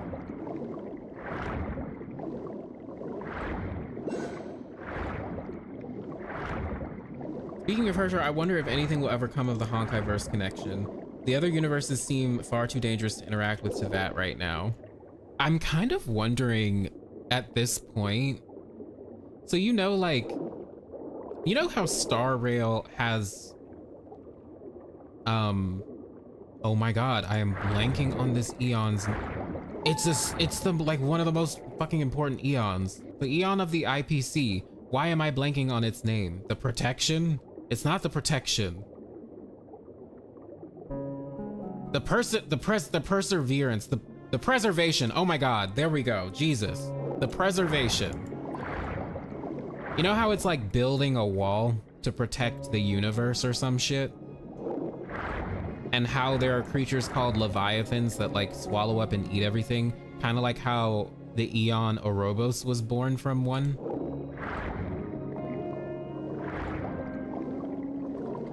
I wonder if Teyvat's like part of a corner of the universe that got like eaten up, and this was the solution, a dream world to save and preserve life. I'm just wondering that now.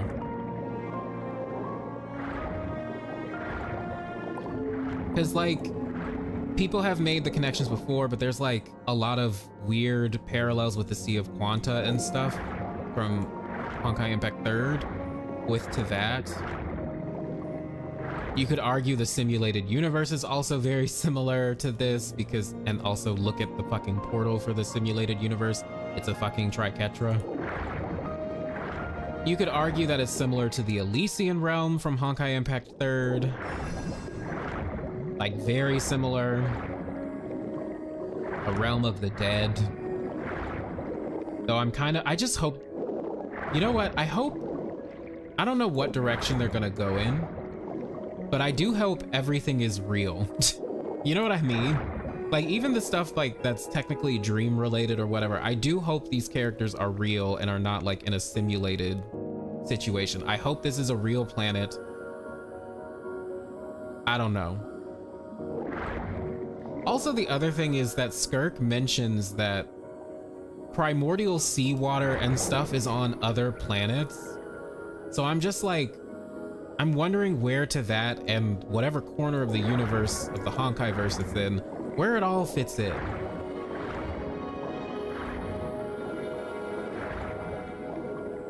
Bro, when is my next video coming out? You can expect one before 4.7. That is my goal. And also maybe an extra one about Arlecchino and Remuria, because I thought this was all really fun to play through. Wait, Khaenri'ah doesn't have that said wall. Actually, there's a line in the new stuff. I think it's the spear that talks about the Crimson Moon having fallen to the abyssal firmament, which is interesting.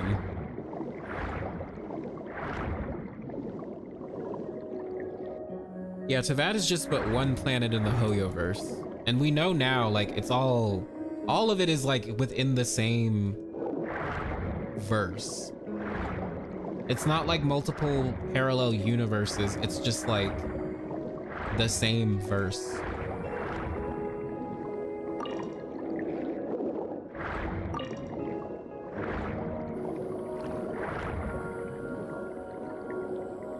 What I find interesting is that Arlecchino is capable of physically teleporting the traveler to the Crimson Moon. Like, where could its location possibly be? So here's the thing. I almost think she pulled him into a sort of realm of consciousness, because that's literally what happened in Inazuma. Like, A literally pulls us into her realm of consciousness. So I kind of think it might have been something similar to that, or it was just an illusion, because if you guys remember from Sumeru, the dude named Chemia, named after alchemy, he talked about how the moon represents illusions and lies, so it makes sense that Arlecchino, who is based on the Crimson Moon, would be able to make illusions.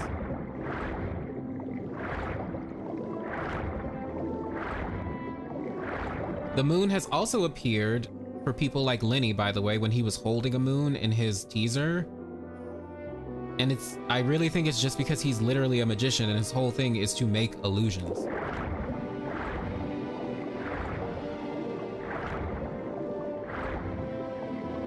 I do wonder why the Crimson Dynasty, Moon Dynasty fell. Well, I said this earlier, but it kind of feels, ooh, let's go in here. This is so pretty, by the way. My goodness. Hey, look, it's those bees. It's those Sealy bee things.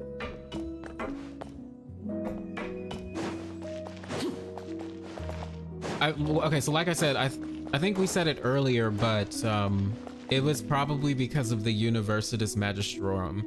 Because if you read the lore, there seems to have been some animosity between the quote-unquote group of astrologists, which should be the Universitas Magistrorum, and that they were deemed heretics by the Crimson Moon Dynasty. So it seems like there was some overthrow that happened.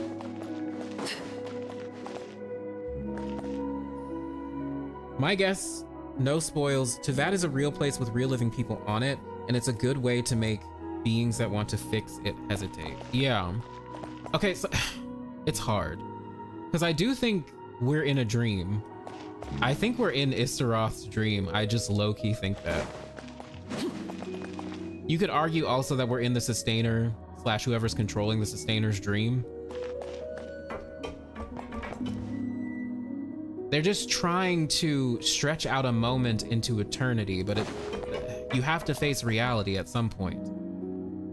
Like, that's the whole point of all of these world quests that we've gotten. Like with Mary Ann, she had to wake up. What could the children She had to stop the little story that was going on over and over again. The whole Sumeru Archon quest was about escaping a samsara, a dream. And you know who was the nexus of that dream? Nilu, who's based on the goddess of flowers. It just feels like we're in Istaroth's dream. Even La Vaglette, which was, you know, the song for the Little Oceanid, which was the play that Farina sang in. Even that has parallels to this idea of maintaining a world. If you look at the lyrics and if you look at what actually happened in La Vaglette, and then if you even compare that to what La Vaglette was actually supposed to be about when it comes to Farina's story quest, it was actually about the lady who ran the play group, whatever it's called. I think her name had something, what was it? O'Reilly or something? Her name means gold though. And it was supposed to be about her life. I don't know, okay. You're gonna hear me yap about this in other videos, but it's just something to think about. Oh, this is a wonderful shot.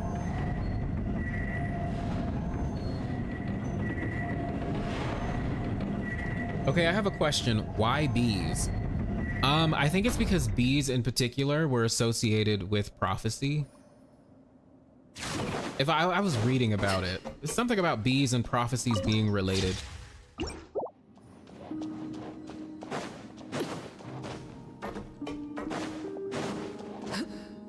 And like bees being souls or some shit. I can't remember what I was reading. Yeah, I think it has something to do with that. Oh, spicy Khaenri'ah political power play between Crimson Moon and Eclipse Dynasty. Yep. Do you ever think we'll have a part 2 of the story after the Teyvat chapter? Staring into my eyes is ill-advised. I can't promise you'll like what you see. Oh, she's so fucking hot. Okay, anyway, what was I talking about? Yes, I do think there will be a part 2. Like, Hoyoverse would be dumb not to have a part 2 of Genshin. Just go to a different world. Maybe, Hoyoverse, if you're listening, have a crossover between Genshin and Honkai, like an official one. Just do it. Just fucking do it. You already did it with Honkai Impact 3rd and then Honkai Star Rail with Welt Yang. Just do it. Just let Ether and Lumine or whoever else is gonna be the new characters, just do it. Are the twins imaginary beings? I hope to God not. I have no idea what they are. Well, I have theories, but I hope they're real. Now, if you're talking about the concept of imaginary, like the power of imaginary beings, I think they do have the power of imagination, whatever the element of imaginary is called in Honkai Impact 3rd. But then again, you could also argue that Paimon and the Moon Sisters are representative of that power, at least in Genshin.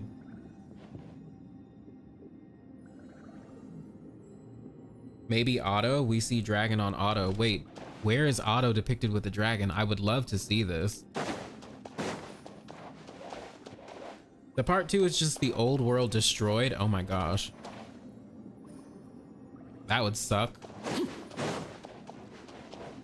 This whole maintaining a world reminds me of the tenets of the Memo Keepers and the Remembrance in general. Yep, very reminiscent. Like a whole bunch of the Eons have a lot of parallels with what goes on in Khaenri'ah. Like Enna, the Order, Orobus, the Preservation, Fuli, like a whole bunch of them. And 100% Yaosha.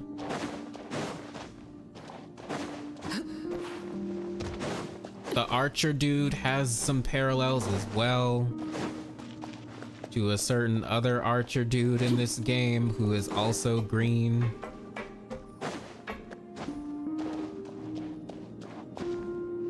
And probably a secret descender. Okay, anyway.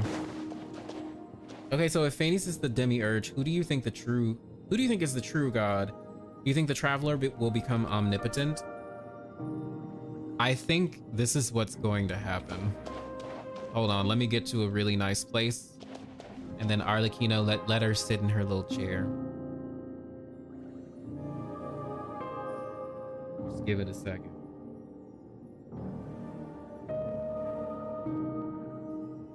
I think that... Okay, yeah, Glitch, just sit in your fucking chair, please. Please. We do glow gold a lot. We do.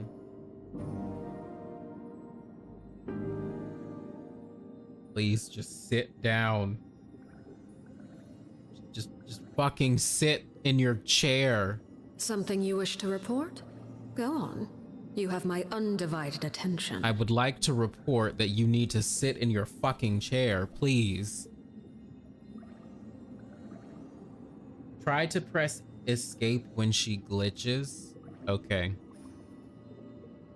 So is she gonna glitch again? I pressed escape. She literally not doing it. Okay, well, whatever. This is what I think will happen. I think the traveler is going to ascend to the seat of God, like we've been told that they will probably do since the beginning of the game. However, he will not remain there. Ether and Lumine will not stay, clearly. Staring into my eyes is ill-advised. I can't promise you'll like what you see. Oh, I love what I see. But anyway, I think they're gonna give control to Venti. I think that's how the story's gonna end. They're gonna give it to Venti. Because I feel like it was Venti's birthright in the first place. But that's just a theory that I refuse to expound upon right now.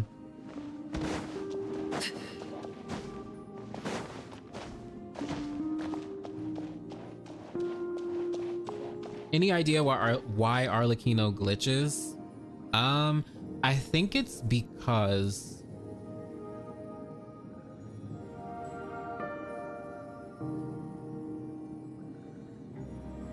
do I say it?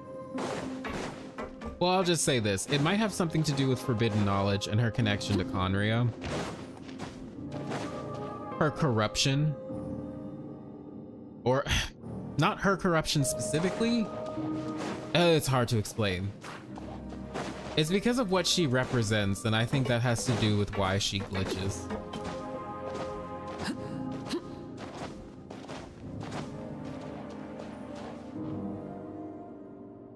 Onion pushes Arlecchino's butt down, then she sits. Please, sit. Oh, goodness.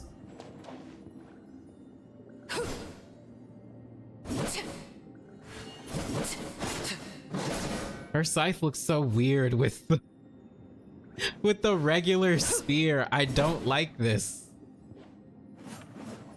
It looks off. Stuck between two worlds. Yes. Oh, speaking of that, do you guys have any idea of what that actually might mean? Her being of two worlds or stuck between two worlds? What this feeling of duality has to do with her.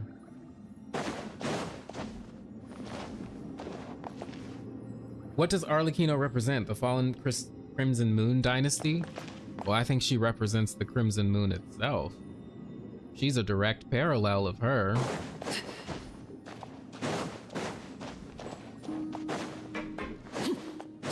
In the same way that A is.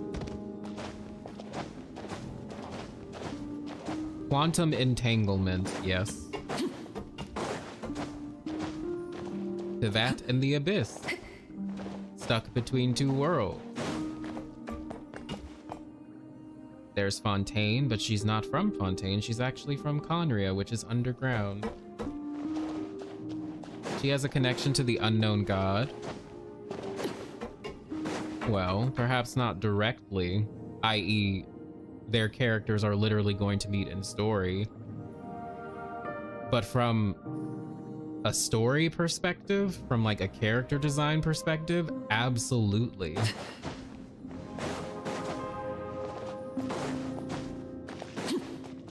Khaenri'ah has a lot of connections to moons, but why? Because they were all once friends.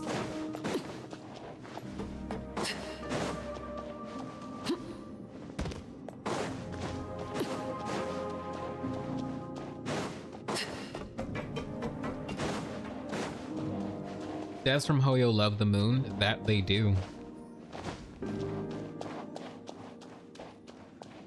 Oh, this is slightly off topic, but that cutscene that plays in this room is gorgeous. It is beautiful. It is heartwarming. It's just great. Another reason as to why we fucking need voiced World Quest, goddammit. Do you think the Sustainer is corrupted? Well, let me bring this up. So you remember how earlier I talked about Phobos, which was from this World Quest, which is kind of like an artificial Fortuna that Remus made, basically, using Sibylla with her help, rather. Basically, Sibylla became Phobos. And how Phobos, if you looked at it, was a harp, but it had the little bees surrounding it. But what was interesting about the bees is that they were red, they were crimson. They weren't yellow like normal, they were crimson bees. And she talked about how basically she was corrupted by all of the human desires that she took onto herself. Perhaps think about that when you think about the Sustainer. The Sustainer is dying from the corruption. Well, maybe.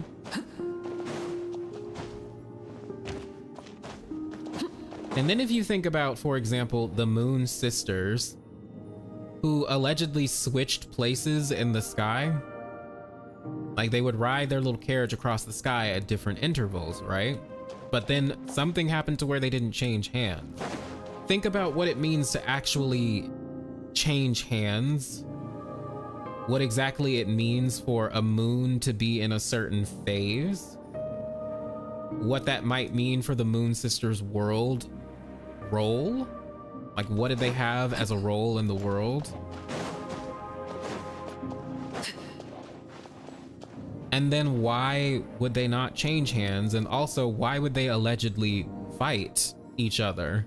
If they loved each other more than anything in the world, why would they suddenly fight each other?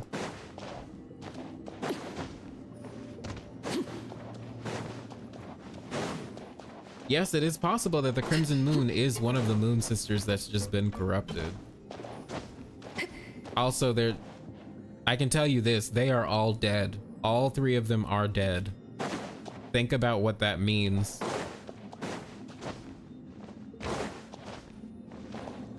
But we're gonna talk about all of that in a video coming up.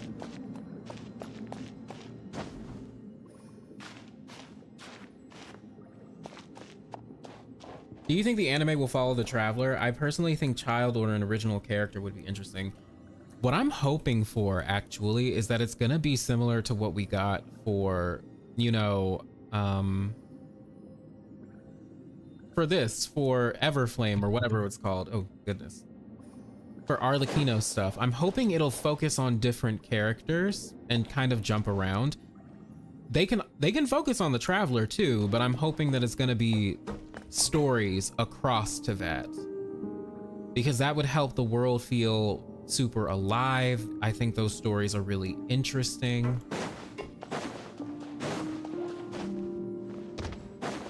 So that's what I'm hoping for. So yeah, focus on child. Have a little story about, like, I don't know, the Liyue gang hanging out together, or the Inazuma gang, the Sumeru gang. That's what I want to see personally. I want to see fluff alongside of important story implications. And then you can, like, give us Archon War stuff, because I really want to see fighting. Yeah, and like make it in the past, give us like stuff on Zhongli and Guizhong. I want to see, I want to see Deshret and the Goddess of Flowers. Like, we need to see Nabu Malikata and Deshret, because if we don't, I don't know what I'm gonna do. But I would love to see them in anime form. Oh, now you fucking sit down. Now you fucking sit down, you pretentious little, well, whatever. I also want to see Remus. That would be great.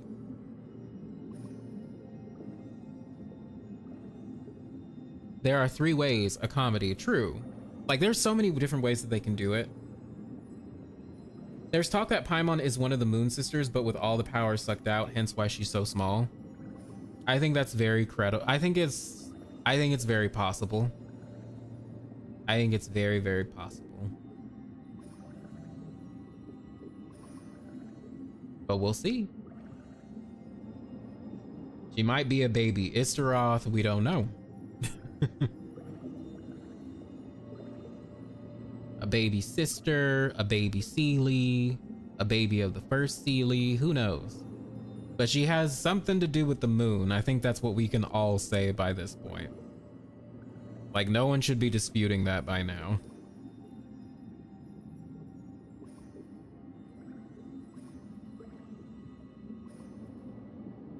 I want A and Makoto and their friends. I want to see Venti and the Nameless Bard. Right, like all of that stuff would be interesting to see. Oh, don't you stand up. Oh, fine, whatever. You know what? I'm kind of annoyed that they didn't give us a full model of Makoto. Like, instead we got her as like a fucking ball of electric energy, and I'm kind of annoyed that that's the route that they went with. We should have seen her as like a ghostly form of herself. That would have been cool. You know what I mean? We were able to see freaking Focalor.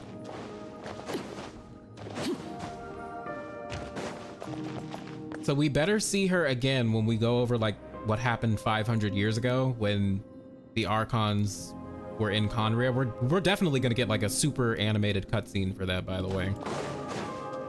Or we better. See, yeah, it was a missed opportunity, which is unfortunate, but whatever. I love that quest though. I think it was a really good one, but I wish they had shown us Makoto's form. She sits when she wants, father being father. You know what, you're right. They always go budget with past characters, right? But they actually surprised us with Focalor.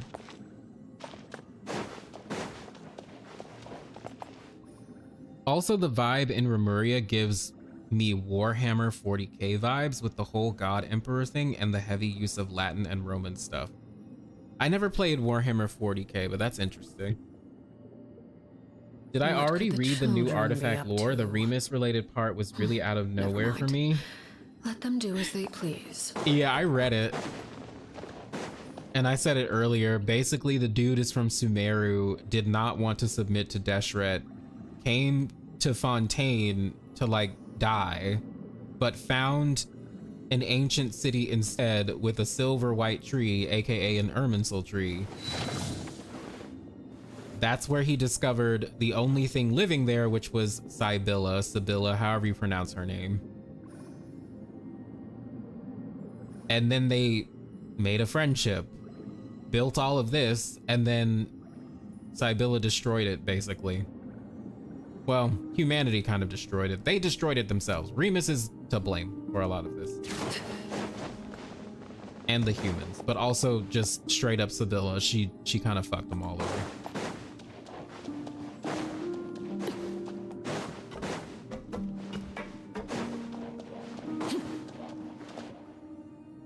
Makoto is A with her hair down, and I'm so sad we didn't get a model of her. Right, like, oh, imagine how pretty she would have been.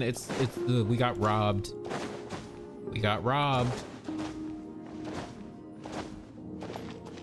On a side note, I'm starved for Sandrone crumbs and the Adventurers Guild connection. That will be super interesting, especially after the Nardzissenkreuz stuff with Mary Ann.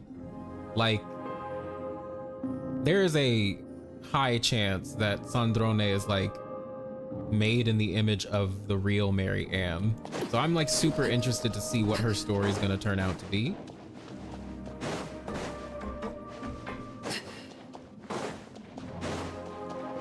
Plus she's fucking ruthless as hell. Remember that side quest where she cut out that dude's tongue? Good times.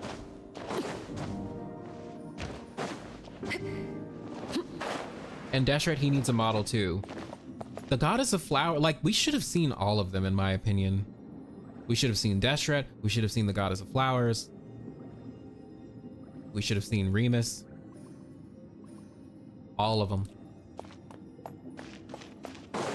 Oh, and also we should have seen the Thunderbird, because I remember playing the quest and like they didn't even have a model for her like at all. It was just Rue talking to air. They had no model for her. I was like, this shit is ghetto. Y'all could have at least put like a statue or something there. I wanted to see Ruka Devada. It would be great to see her too. I want to see all the desert peoples, the desert friends. Still upset about Ruka, don't get me started. Yeah.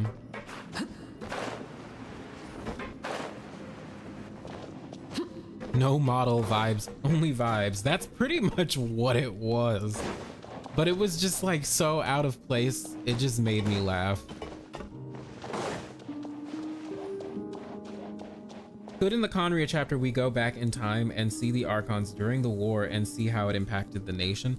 That's what I'm like really hoping we do, because like there are subtle hints that we will go back in time. Because like A was talking about us being there, like Ether and Lamine. She was like, if you were there, things would have been different. She has like a voice line about it or something. So it makes me wonder if we will actually do genuine time travel. However that's possible in this world, which is probably through Irminsul. And it's gonna be like some memory shenanigans.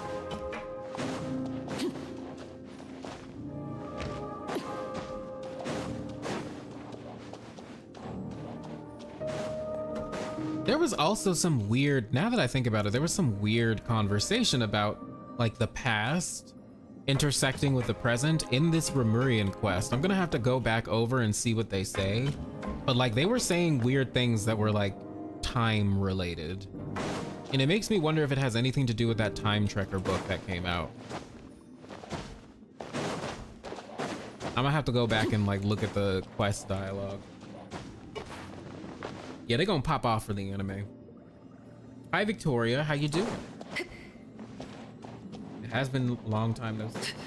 Imagine Deshret as an NPC like Mooncarver. You know how upset I was? Look, listen. They don't have to make them look like playable characters, right? Right? But they can make them super unique instead of what they fucking did with Mooncarver and the other dude.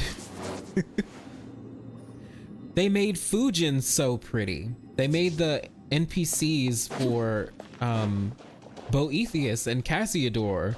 They looked so good and unique. So more of that, less of whatever they gave us for Lantern Rite.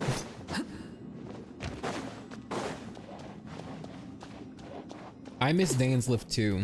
He's probably gonna pop up soon though, because we're winding down in Fontaine. It would just be weird if he doesn't show up at least once.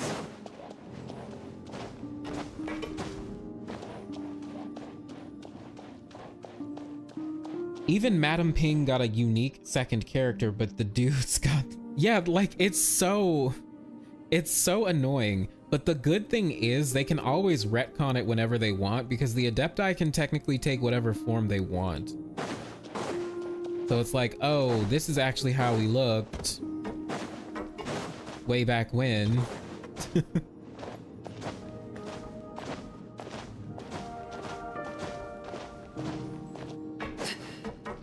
Mountain Shaper, thank you. That was the other one. Yeah, Fujin is like the prettiest. She's like honestly the prettiest NPC in the game. I think the Remurians were pretty cool. Boethius and Cassiodor, they were really cool. But like Fujin is just, she's just straight up gorgeous. Yeah, I was like, wow, they did such a good job with her design. Didn't falsely strike down someone's fan art because they thought it was leaks. I have no idea who that is, to be honest.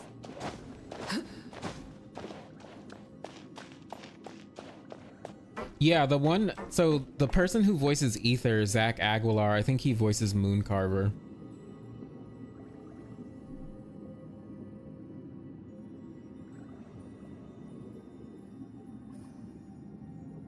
Yeah, good thing they put the shape-shifting lore into the thing like super early. Yeah. So like at any point they could change it if they really want to. And I'm hoping that they do. Just make them super pretty.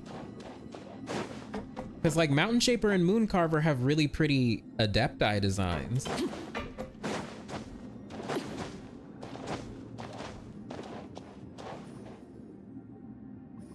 They're really cool.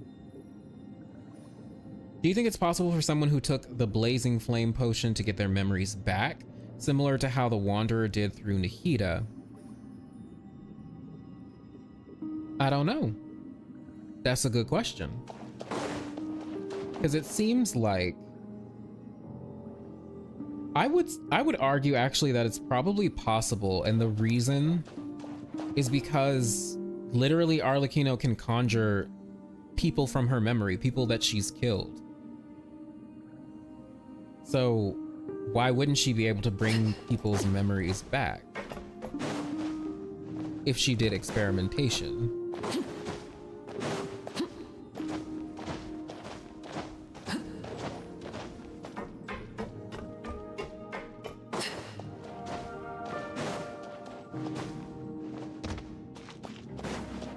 And I would also argue because flames don't just represent destruction, they also represent life. As we actually saw in the animated short for Arlecchino, like when Crucibina was explaining how all the children are gonna fucking murder each other. Like the lives, they start off as little flames and then they grow into flowers and then they grew into little stuffed animals that had to kill each other. It was adorable.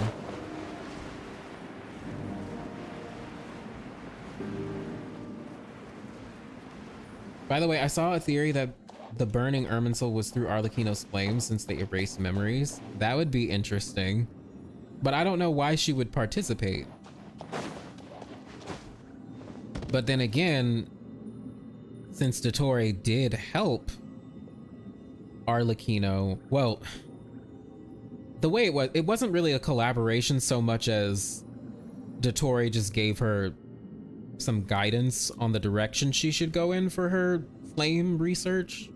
He didn't really head it from what it seems like. Something you wish to report? Go on. But it would be interesting if he did like attention. save a few bottles of her flames for use later. So you know what? That theory about Dottore using Arlecchino's flames partially, that would be interesting. I like that theory. And rebirth, yes. Flames also represent rebirth. Which is literally what the memory loss was for them, to be honest. Because they were able to burn away their old lives as operatives of the House of the Hearth. And then all of those people were able to live normal lives because they didn't remember anymore. It's like they got a reset. You know, like Nahida, well, Ruka Devata kind of did. She created a whole new version of herself. who had 0 memories. Different fate, different tree, different person, but also the same, but not really. Hoyoverse just loves doing this it is but it isn't across their games.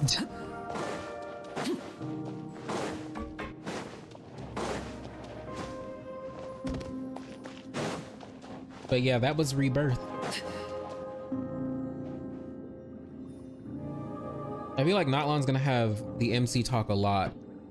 I cannot tell you how happy I am. I'm really hoping they get so many more voice lines because I'm kind of over the whole silent protagonist.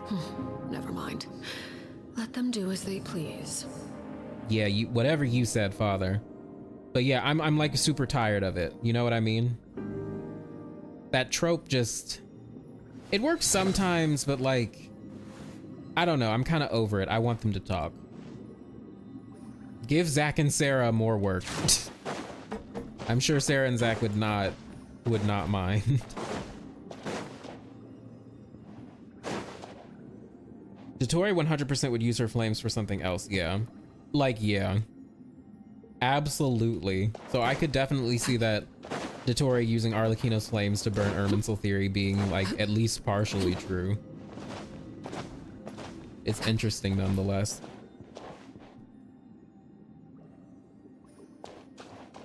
Speaking of flames, have you seen that theory with Bennett having the fire gnosis? Why the fuck would he have it? What? I have not seen that theory. But he does supposedly have connections to Notlon, right? So that'll be interesting to expand upon him. And when we go to the marriage of Ari.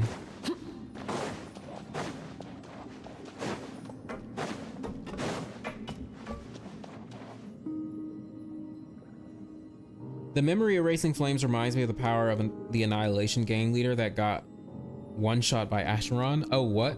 I have to catch up. What happened to that dude? He had, wait, are you talking about Boot Hill? Did he have that ability? Which is hilarious because if it is him, then isn't he like an Arlecchino? Aren't they like counterparts? That's hilarious. And the fact that the Annihilation gang, well, actually, wait, no. I was about to say the Annihilation gang was part of Aha's little faction, but no, it's not. It's part of Nanook, isn't it? The Destruction or whatever his name is. Do you think Arlecchino is from Notlon? She is from Khaenri'ah, actually. She is part of the Crimson Moon bloodline from Khaenri'ah.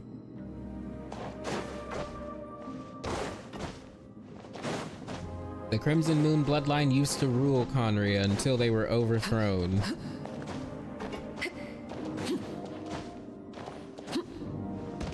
So I said earlier also on that note that I'm like 90% convinced that Irmin was the king for both the Crimson Moon dynasty and also the Eclipse dynasty. Part of me thinks that this would be true is because it seems like Irmin for a long time has not been in his right mind. At least that's what it seems like they're trying to convey. Like even they said like he was indisposed, quote unquote, quote, and then they had a regent king, which was Anfortis, take over for him. Even though technically Irmin, if he's still alive, he's still the king of Khaenri'ah. But he wasn't ruling.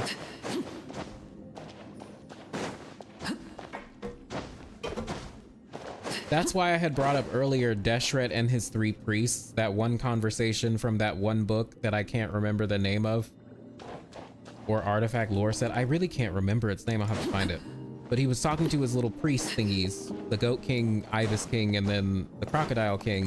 And they were like trying to convince him of different plans. And it seemed like he was low-key being manipulated.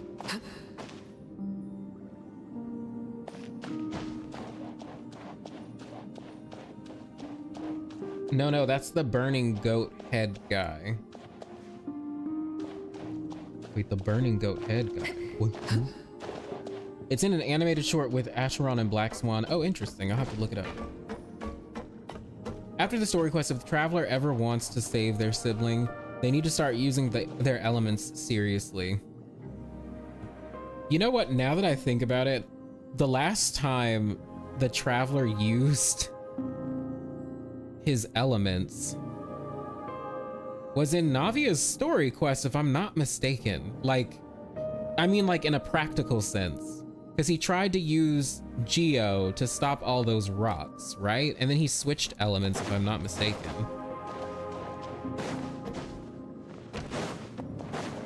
Yeah, he should probably use more of that instead of just his swords play.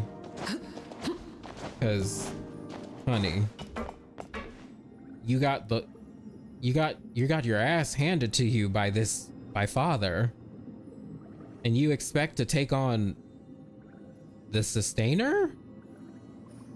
Something you wish to report? Go on. You have my undivided attention. Like the level of delusion. Sure, the traveler's a descender, but he seemed weak as fuck right now, you know what I mean? Why her eye doesn't match the Khaenri'ah eye? That's the other thing. It's because there's 3 different, so that's what I'm working off of right now. There's 3 different bloodlines from what it seems like.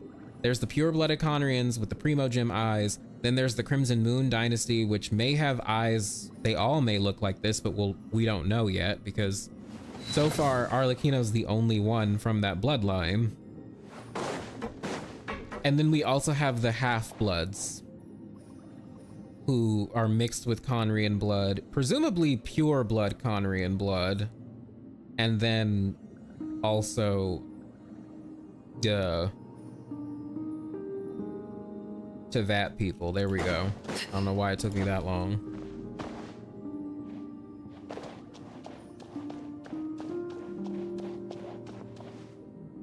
You know what? I'm kind of thinking that I do wonder if the Crimson Moon dynasty wasn't a part of the original people who built Khaenri'ah, but I'm not sure. It seems like they might have been, but we don't know. And it's just because Arlecchino is so different from all of the other Khaenri'ahs that we've met.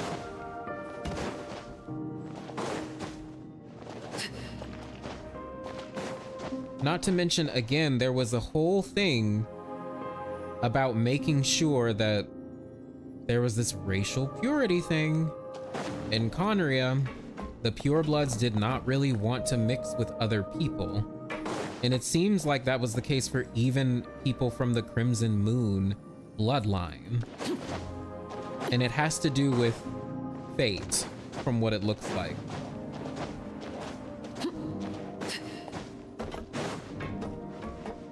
So at this point, I don't even know if they're like the same quote-unquote species of human. Who knows?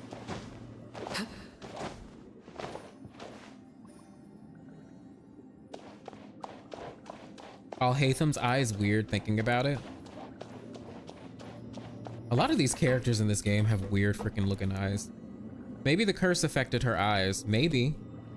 Maybe that's why her eyes look like this now. It's like her eyes are closed, like her eyes cannot see. Clearly she can, but like in a metaphorical sense, it's almost like she's blind.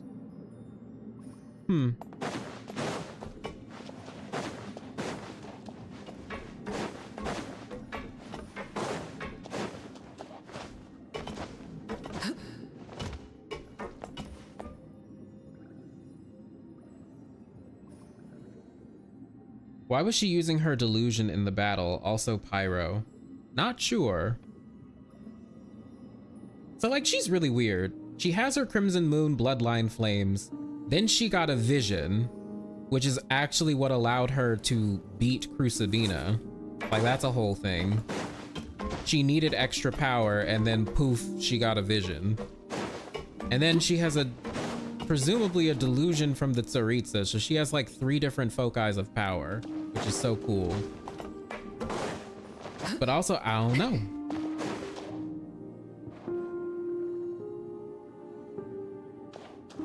And I also think how it's cute that she's very much like La Senora, because both of them have flames that threaten to burn them.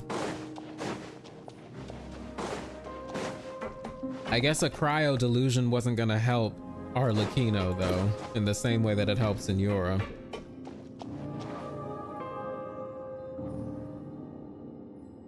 She literally glitches out like she doesn't belong here. Yeah. She's like caught up between two worlds.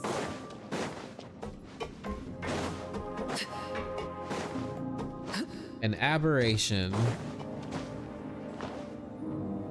If the top 3 harbingers are said to be equal to the power of the gods and we see all 3 in the next nation, how are we going to beat them? Good fucking question. I don't know how we're gonna beat Arlecchino. I don't even know. I don't even know.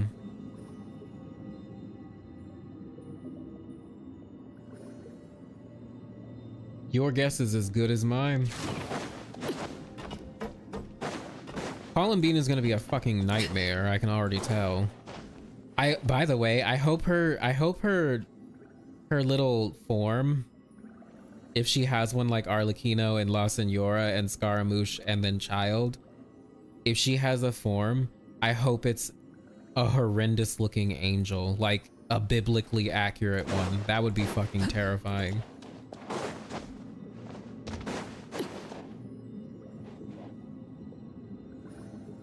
Maybe she sees the world like Melazines, so like differently, maybe.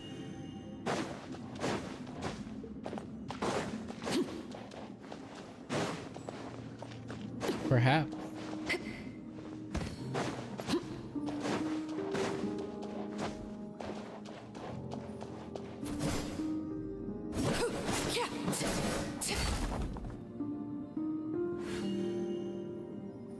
Yep, Celestia's like, oop, there you go with that vision, sweetie. Basically. They're like, oh, you need a vision? Here you go. Have fun. Good luck.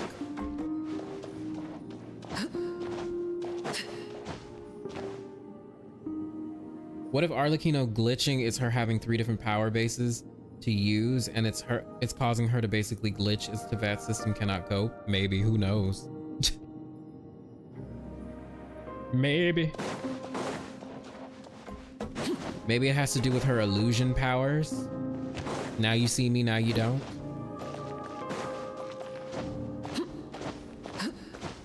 Don't know.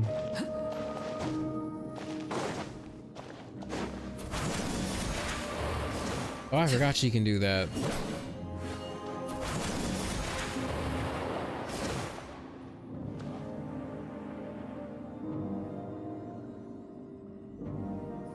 I feel like there was something a little more between Crucibina and the rooster. Maybe. Wait, what do you mean by a little bit more? I don't know. Pulcinella just seems like a fucking Monopoly Man piece of shit guy. He seems evil. Like we're gonna need to like take him down evil. Like he's irredeemable evil. Cause like he's awful to Child. He's just awful.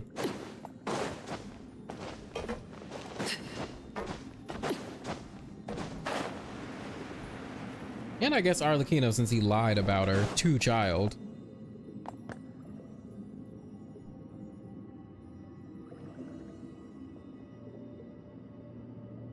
Columbina the Archangel to the Traveler's Seraphim. Boy, that would be lit. Yep, it would be so good. I want biblically accurate Columbina. Just like a shit ton of eyes and like a whole bunch of stuff.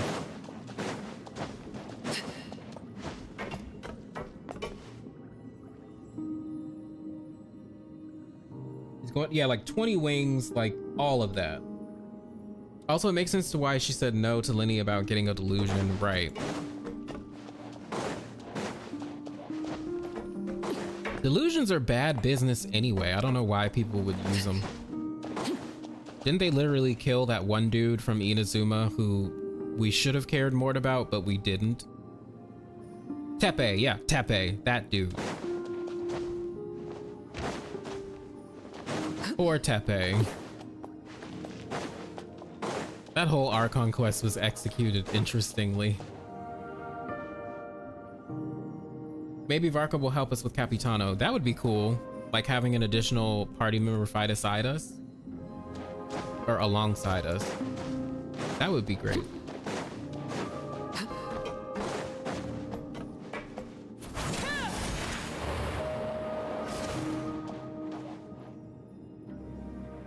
Arlecchino is perfect in every way. Also in the Tower of Epicnus, there is this note saying that the Narcissan Croix Ordo believes in the four samsara cycles, Hyperborea, Natlantean, Remuria, and the first half of the fourth samsara, Khaenri'ah. Yeah. Yeah, and that last one represents Khaenri'ah, and it's interesting how if you follow the prayers artifact set for that, the element that it represents is Electro. That's significant because Deshret also represented Electro in the little, if you guys remember the conversation that the devs had about Sumeru and the interactions between Electro, Hydro, and Dendro, and said that they all represent something in Sumeru. And then we got 3 gods based on those elements. The goddess of flowers was Hydro, Ruka was Dendro, and then guess who was Electro? Fischl's also an Electro unit, which is interesting, and she has a whole bunch of Odin references.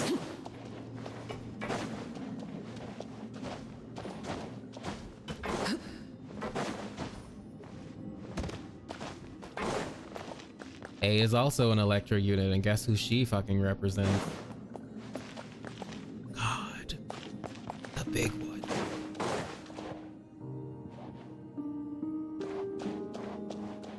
Yeah, Father's gonna help us. She's not gonna be our enemy.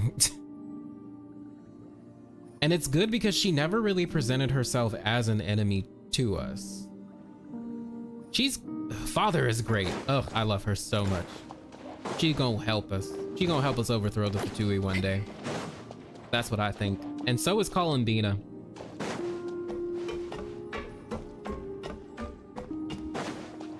Especially if we go off of the Commedia dell'arte. That would fall in line with their stock characters.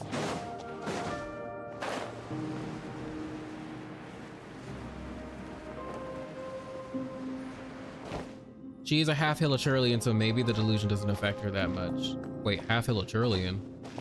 It seems only vision users can use delusions without dying, which I guess makes sense to a certain degree. Also, Tepe dying was the first time we saw a traveler becoming pissed.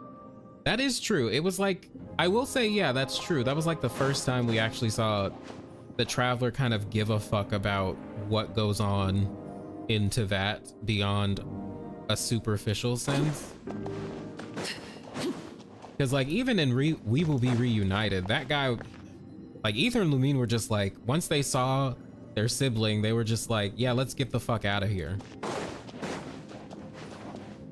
This world is like dangerous and we should just leave. Fuck everything else. Which I mean, I guess you can't fault them, but it was kind of cruel. Do you think Columbina will be playable? I hope to God she is. Shit, I hope she is. I want Sandrone to become playable too, so we can have a mech. You know what I mean? She can be the Clara and Svarog of this game.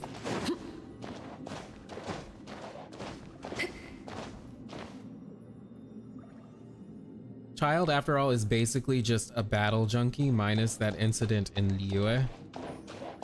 Yeah, he's like addicted to battling. That's all he cares about. So do you think all of the other Fatui members will be evil and never work with us, help us? I don't think Pantalone is gonna be playable. I don't think he will be, and I think he's also going to be an asshat, just like Pulcinella. They will not be on our side. I don't know about Piero. I kind of feel, I hope he's playable, honestly, because he's really cool and he'd be really cool to fight as. And like, we need an older character, like with an older character model to play as with his build. Like, Hoyoverse, please give us diversity. Like, he'd be interesting, but I don't know. I want Capitano to be playable. Holy shit. He would be so cool. But I don't know. Because unless they bring back La Senora, which, hell, they might. And I know that's copium for a lot of people, but you know what? Fuck it. They have an opportunity to bring her back in Natlan. They have an opportunity.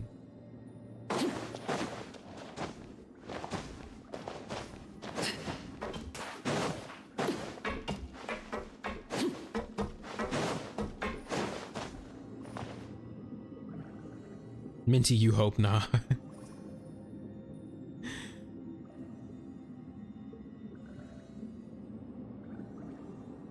Arlecchino got access to new Fatui tech called a brassiere. Hence no jiggle, which is sad, but yeah. Nah, it's all good. Staring into my eyes is ill-advised. I can't promise you'll like what you see.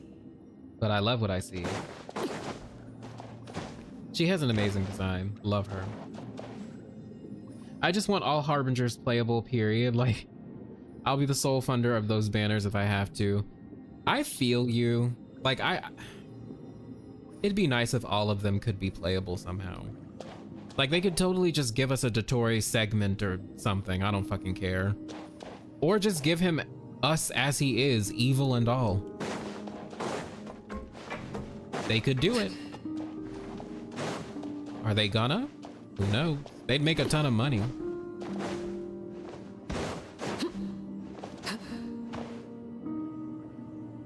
Then you're gonna become a phoenix and assume a new identity like Wanderer.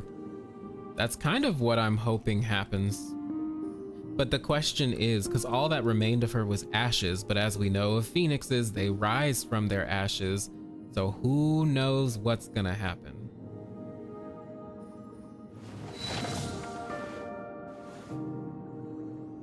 Who knows?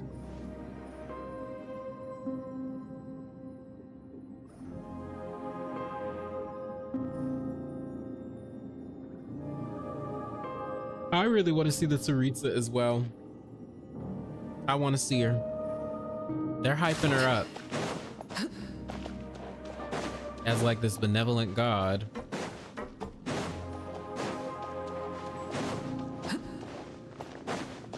But if you think about it, we're super close. We're like a year away from Snezhnaya, which is crazy to think about. Unless we're a year away from Khaenri'ah. We have no idea when they're going to insert Khaenri'ah.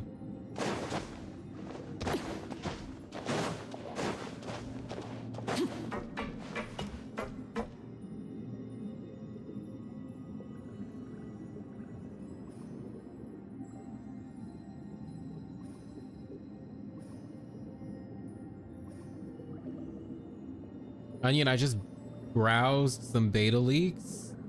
Oh, from like the original, like long ago. And I know the real identity of the primordial one. We were not cooking. Oh, Lord. Well, I don't want to know. Plus, they probably changed a whole bunch, to be honest. But who knows? We'll see. We'll see. We'll see. But I don't want to know. Don't say anything. Gachas will rarely have playable characters that are completely evil. Even Fate Go has the excuse of technically not the same guys. Yeah. And I don't know why that is. Just give us the evil people. Just do it. Like, there's no harm.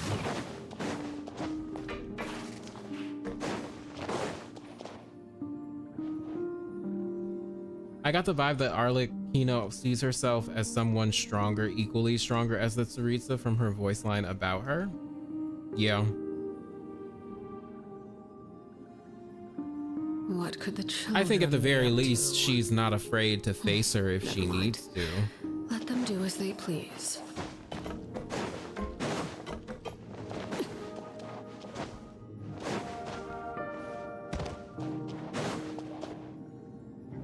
If we do get the Tsaritsa, I hope she is a DPS and not a support. Who knows? Because deep down, people don't like evil guys. Yeah, well, that's true.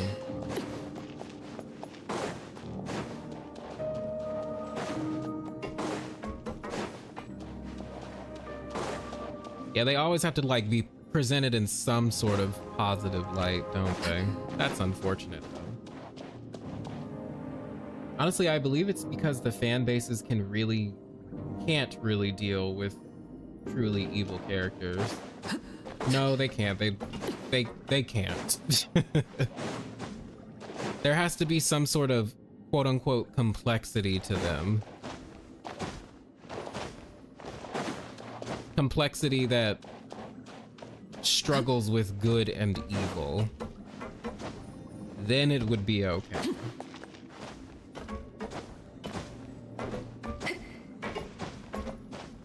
Because like, even though Arlecchino is still running an orphanage of child soldiers and also tried to murder Farina, BT dubs, I hope we haven't forgotten about that. Though I guess you could vindicate her of that because she was thinking Farina wasn't doing anything about the Fontaine crisis, but at the same time she was trying to fucking murder Farina. I hope people haven't forgotten about that. But even in spite of all of that, this patch did a lot to like show her in a more sympathetic light. AKA, she took over the House of the Hearth and is trying to do something different with it. It's definitely an improvement from the previous head of the house, but it's still questionable. And also they gave her the little background of she was forced into the Fatui, basically. She was literally on trial and they made her a Harbinger instead of presumably throwing her in jail or just killing her.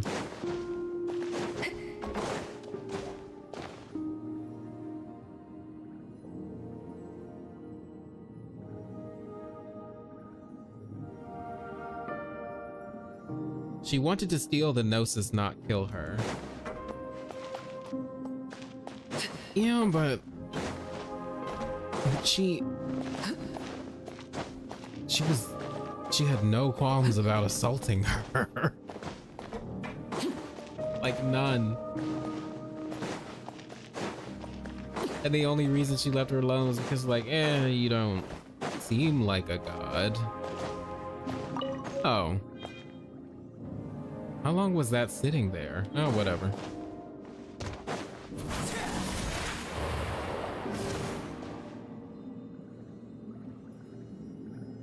I mean, technically Arlecchino isn't a good guy, right? Like, no, she's not necessarily a good guy. She's more in a gray area.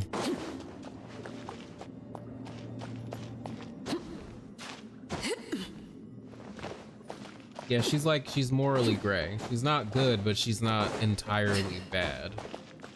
Which is the quote-unquote complexity I was talking about. Is this unique in gacha communities? I mean, it's unique across multiple forms of media, to be honest. Because, like, people can't just be awful or horrendous. They have to have some level of something that the watcher, the viewer, the player, whatever you want to call it, can sympathize with.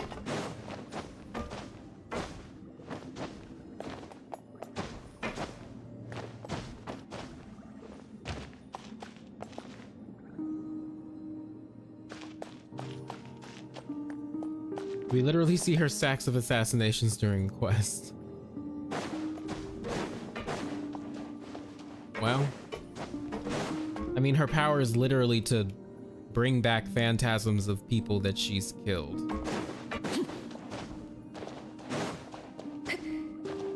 Which must be really fucking traumatizing for the House of the Hearth, because they complain about hearing voices and shit all the time. And it's because of Arlecchino.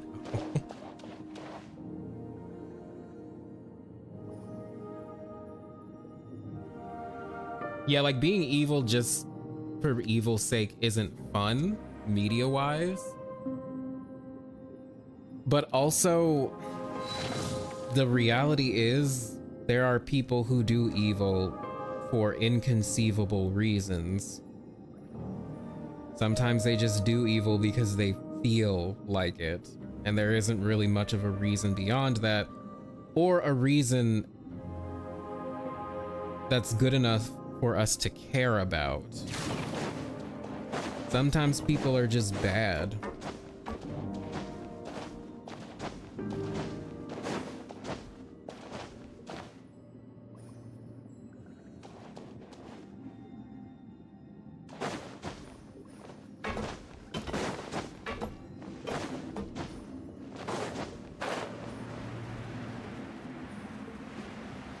But people like things they can root for, and I get it.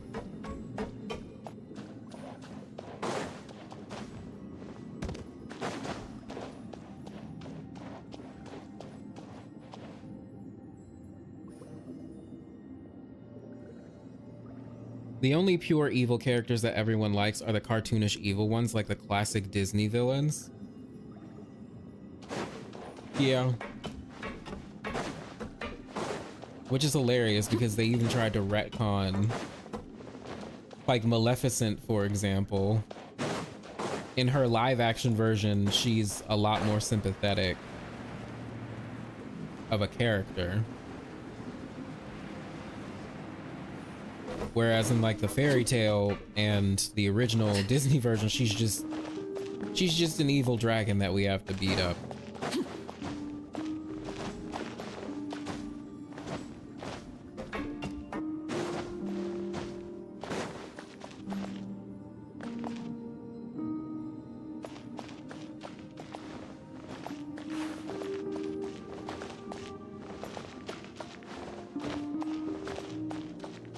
Dottore is the only character as of now who's just evil to be evil, and as far as I'm concerned, it has resulted in quite the positive reaction from the community. Like, people are excited. Oh yeah, he's reprehensible. But the thing is, even with him, they've already presented an opportunity not to necessarily vindicate him, but give us a version of him that isn't bad through segments. And I know they destroyed his segments, but I'm sure he has other ways.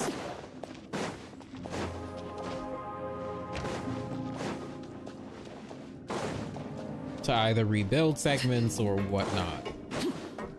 Which is why, like, a lot of, well, maybe not a lot of people, but people have already said, like, they could literally give us a playable segment, not Dottore himself.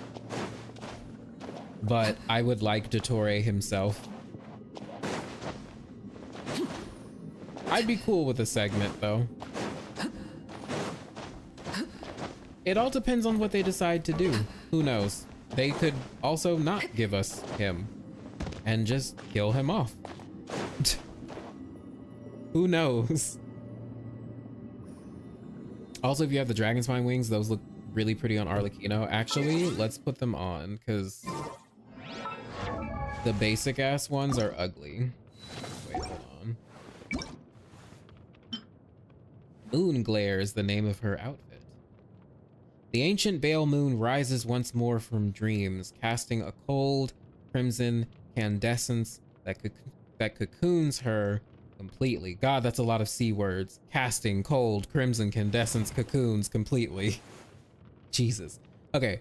With this moonlight as her witness, she shall drink deep of life's chalice until her jagged fate comes to an end. That's morbid. I like it. So these are the, nope, those are not the wings. These are the wings. Ooh, they do kind of look pretty on her. I like that. And those are okay. Yeah, we'll go with these for now, until the Notlon wings come out.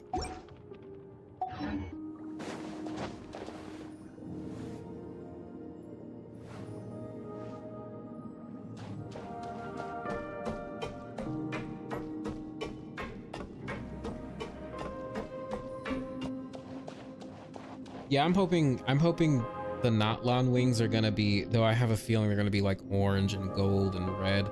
It'd be cool for red and black wings. Maybe we'll get them when we go to Khaenri'ah.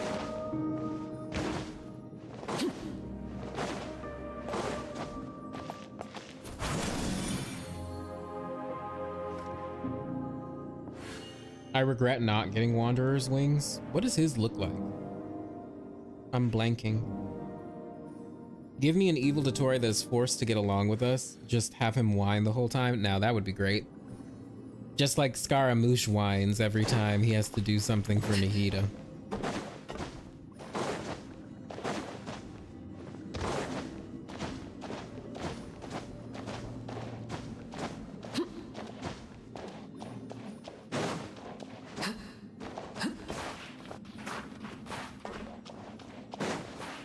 Oh Lord, let me up. Jesus.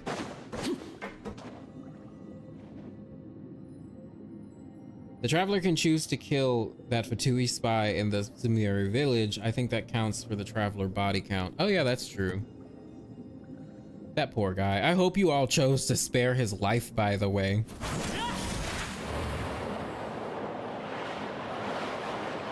Oh, there we go.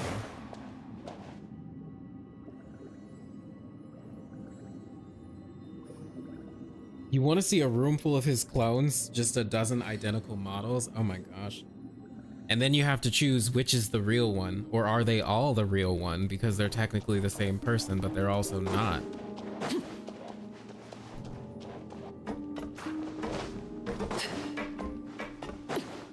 Like, does Dottore even have like his own physical body? Like, who's the original Dottore?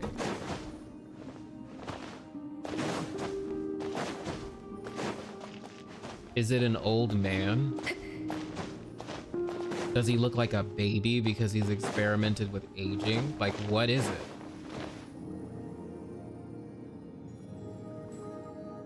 Y'all killed him? Oh, you mercied him? Oh, you murked him? Gosh dang it, y'all. Imagine the original Dottore is actually just dead. I mean, that would be interesting. Staring the one is into dead. My eyes is ill-advised. I can't promise you'll like what you see. The dude is dead and he lives on through his Oh, I never looked up. Isn't that the portal we go through to get out of here at the end? Look at how pretty it is with the little rainbow halo, the gold that looks kind of like a sun. It's so pretty. And the pretty little spirit birds. Like, this is just gorge.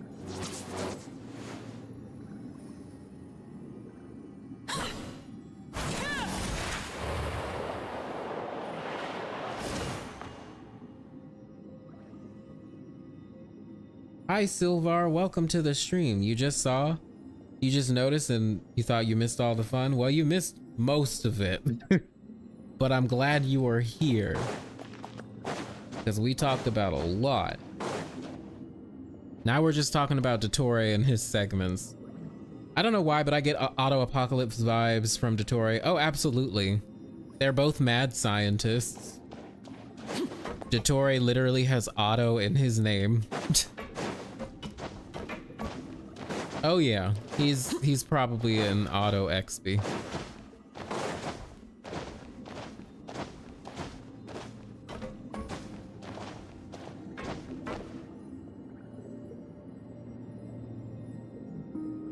Baiju should make clones of himself, just keep passing the contract into himself, and he's technically immortal. Damn. I mean, yeah. True. I wonder what will end up happening with Baiju if he does find the secret to immortality. But we'll see. Auto impact strikes again. This whole game is about him and Colin, like the entire fucking thing.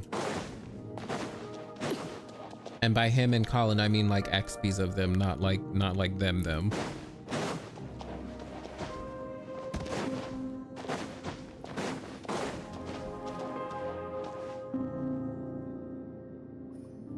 Imagine if the Dottore boss fight, we fight an army of Dottores. That would be God. What would that even look like?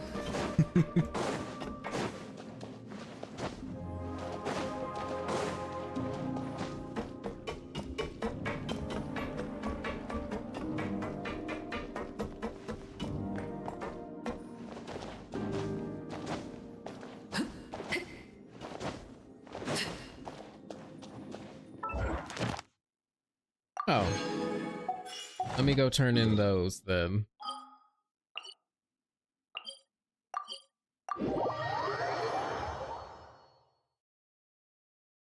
Does the fact that Arlecchino is a descendant of the Crimson Moon dynasty make her a Khaenri'ah princess? I mean, maybe. Because her bloodline did rule Khaenri'ah at one point.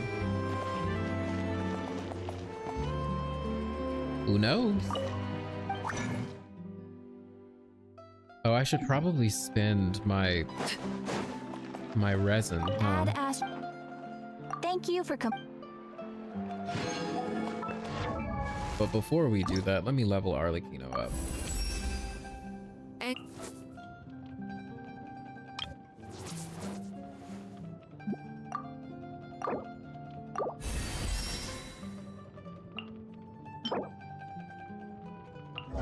I need to go kill more of these things. Because that's what's preventing me from leveling her ass up.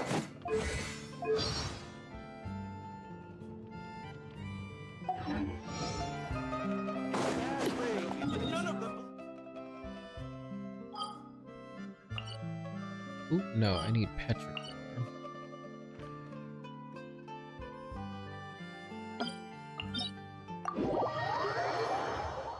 Hi, Sandman. The stream started a couple... Oh my gosh, it's already almost 7:30.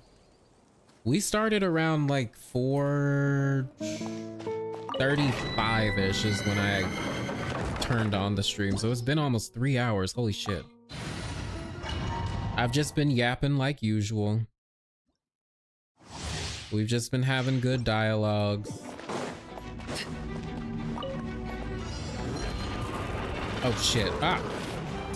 I should probably switch because she's not leveled up. Okay. No. Witness the power of Gugwa. Know my sword. Body and there is no escape. I should have brought a Geo character. And I should have brought like Kazuha or something. I see everything.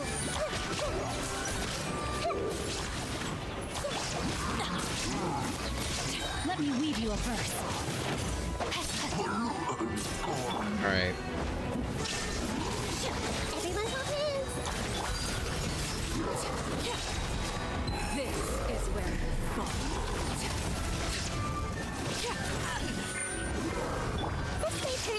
Shine down. Die. Time to ring cutter. I let my guard down. Now you shall perish. There is no escape. Yep, you guys have a lot to look forward to when you go back and look. We talked about Arlecchino, a little bit about Remuria. We talked about a lot of shit. Rain outlines your illusion shattered. Sorry, let me kill this thing. Oh my gosh. And you're dead. Okay. Great.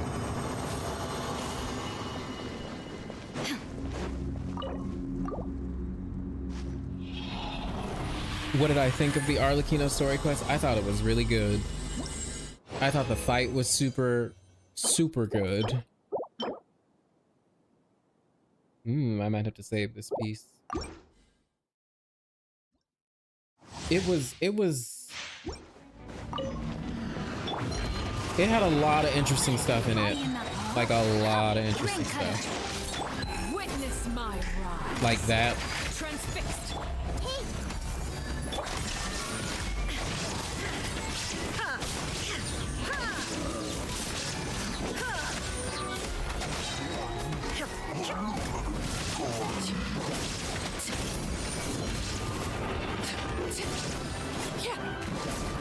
Witness the power of Gugwa. Rain outlines your fate.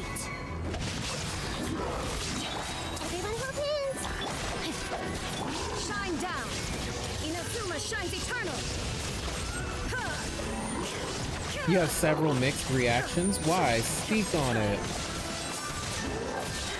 I know someone else said earlier that they didn't really like how it felt like they were basically spoiled. The element of surprise was taken away from them because of the animated short. Torn to oblivion.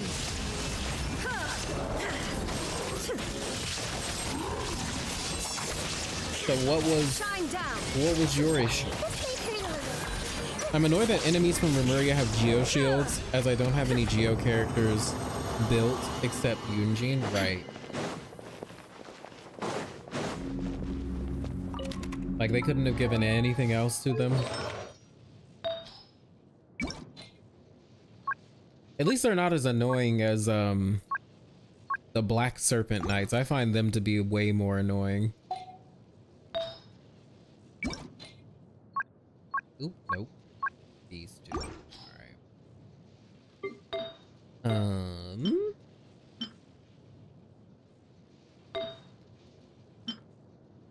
Okay, I need this artifact set for Arlecchino, right? Not this one.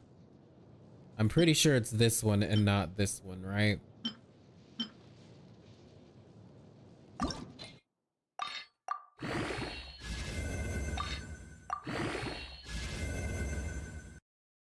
Oh crap, I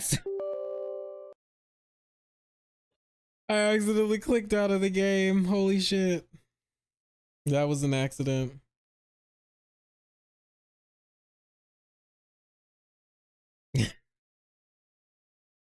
You can use both if you don't have her constellation. Oh, okay, interesting.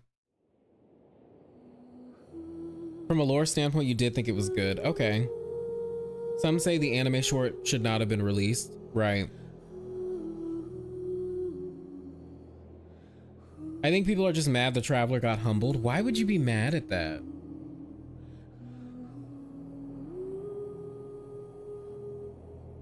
Because Arlecchino, like, beating his ass makes sense in my opinion.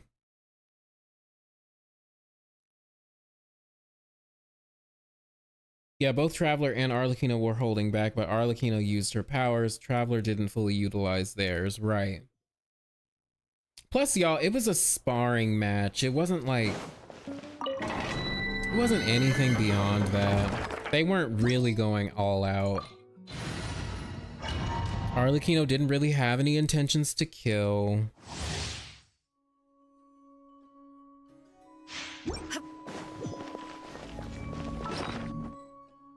But hell,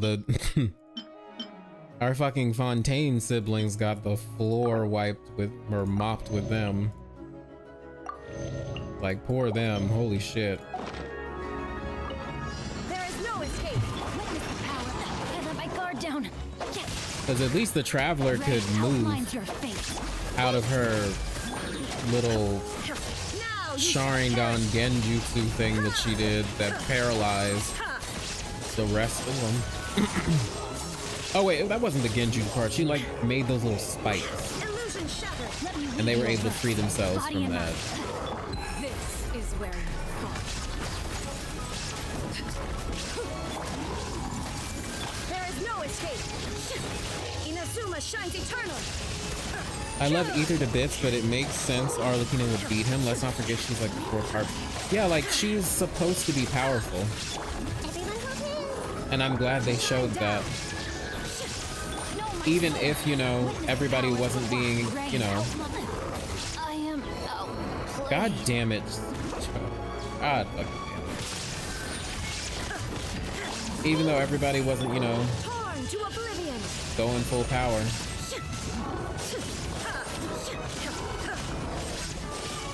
There is no escape.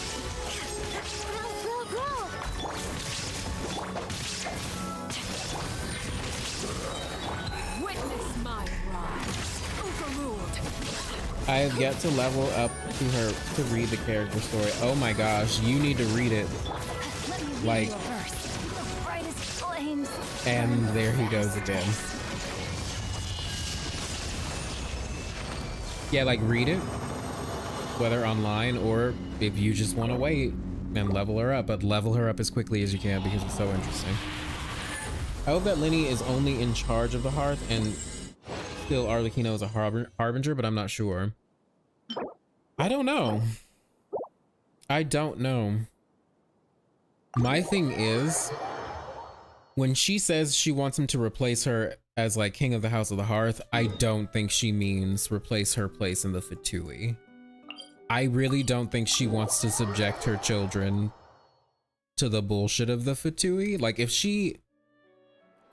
there's a chance, let's just say there's a chance that she gets free from the Fatui as an organization and the House of the Hearth becomes like its own thing, I think that's exactly what she's going to do.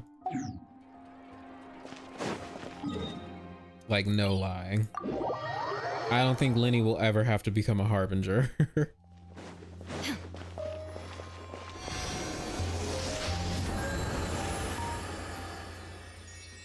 Traveler is far from a self-insert. Yeah, like, no, Aether and Lumine are like their own characters. So it's nice when we get to see that. You know what I mean? And that's kind of why I'm like tired of the silent protagonist trope, because a lot of games that have them nowadays, like the popular ones like Persona and, well, really, yeah, Persona, they're like their own people with their own personalities. It's not like they're self-inserts. So it's like, why can't you just have them speak? And I don't even care, like the player can still choose dialogue to say, just let them speak.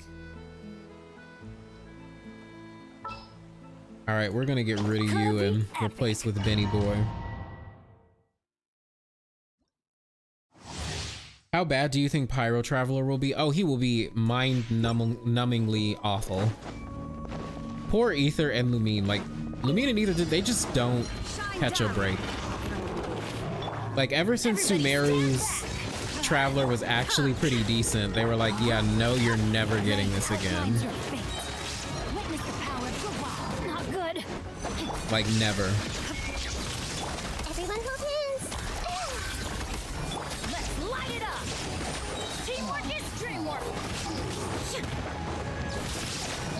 Because, like, Dendro Traveler slaps. Like, he's actually pretty decent.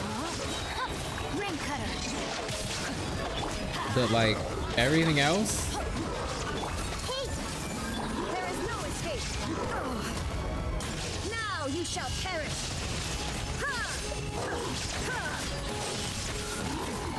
Remove all obstacles. Shine down. Let me lead you first. Rain outlines your fate. Go in! Inazuma shines eternal. There is no escape. And boom goes the dynamite.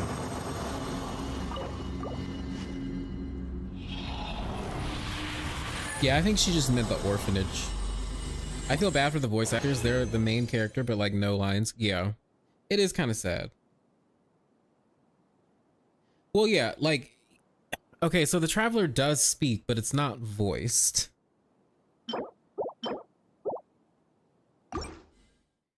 And I would like to hear more of their voice. Like, during cutscenes and stuff, like we saw for Arlecchino's story quest, where he's actually, like, where they are actually speaking to characters. Because, like, Sarah and Zach did a good job with those scenes. And I'm sure, you know, the other voice actors for the other languages did as well. Just let them talk. Outlines your fate. I see everything.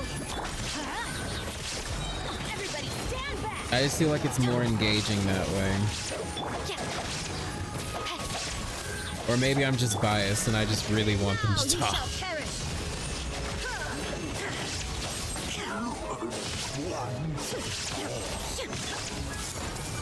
Teamwork is dream. Let me lead you a verse. No, my sword.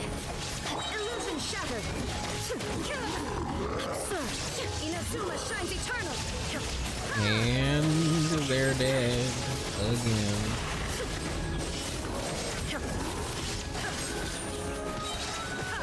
Everybody stand back. Witness the power of God. Shine down.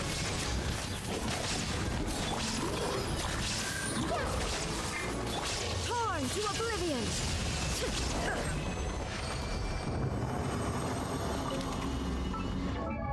All right. During cutscenes, Traveler is only moaning, grunting, or breathing. Yeah, basically. And they have more range than that. Give them more range.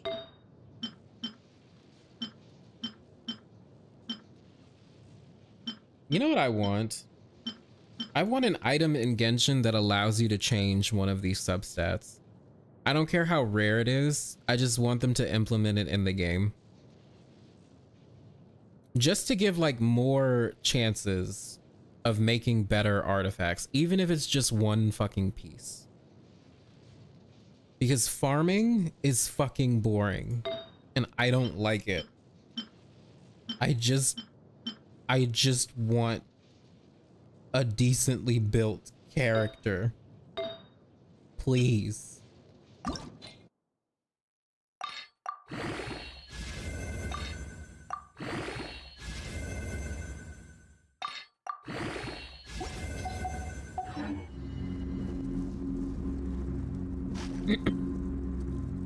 Either, after all, is named after a Greek god who's only into their sister. Oh my gosh. But yeah, mine is that they're very secretive, basically. In Star Rail, they at least have more voice lines and sound stronger, not like Genshin being like propagate. Yeah. And also, they have voiced lines that is like inner dialogue. And I would like to see that translate to Genshin as well. Like more of that. Poyo and bad artifact grinding come hand in hand. Yeah, because like they know how gacha games work. Like gacha games.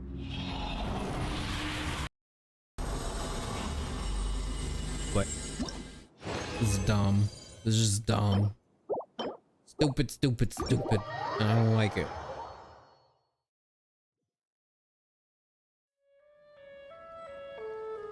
Oh yeah, we like know nothing about the Traveler. Like Ether and Lumine's backstories are kind of a mystery. Like before they got to that. We know nothing basically. Other than what's in the Wings of Dissension and the Sword of Dissension. And then what little they've actually mentioned about traveling to other worlds.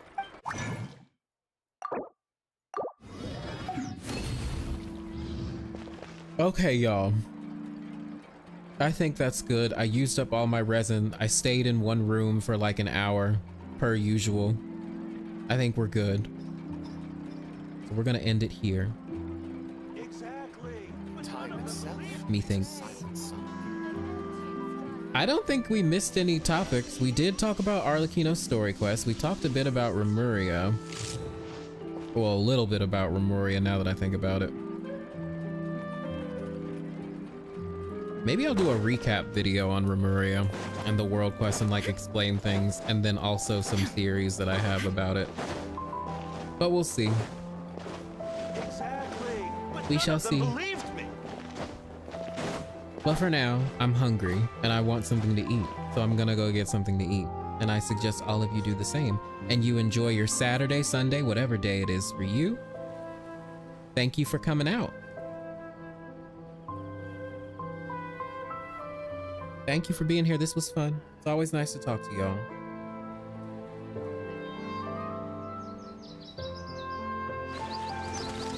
Have a good day, everyone. And I'll see y'all later. Boom. Ha!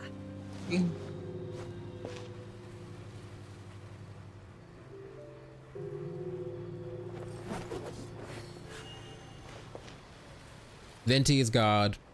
The end.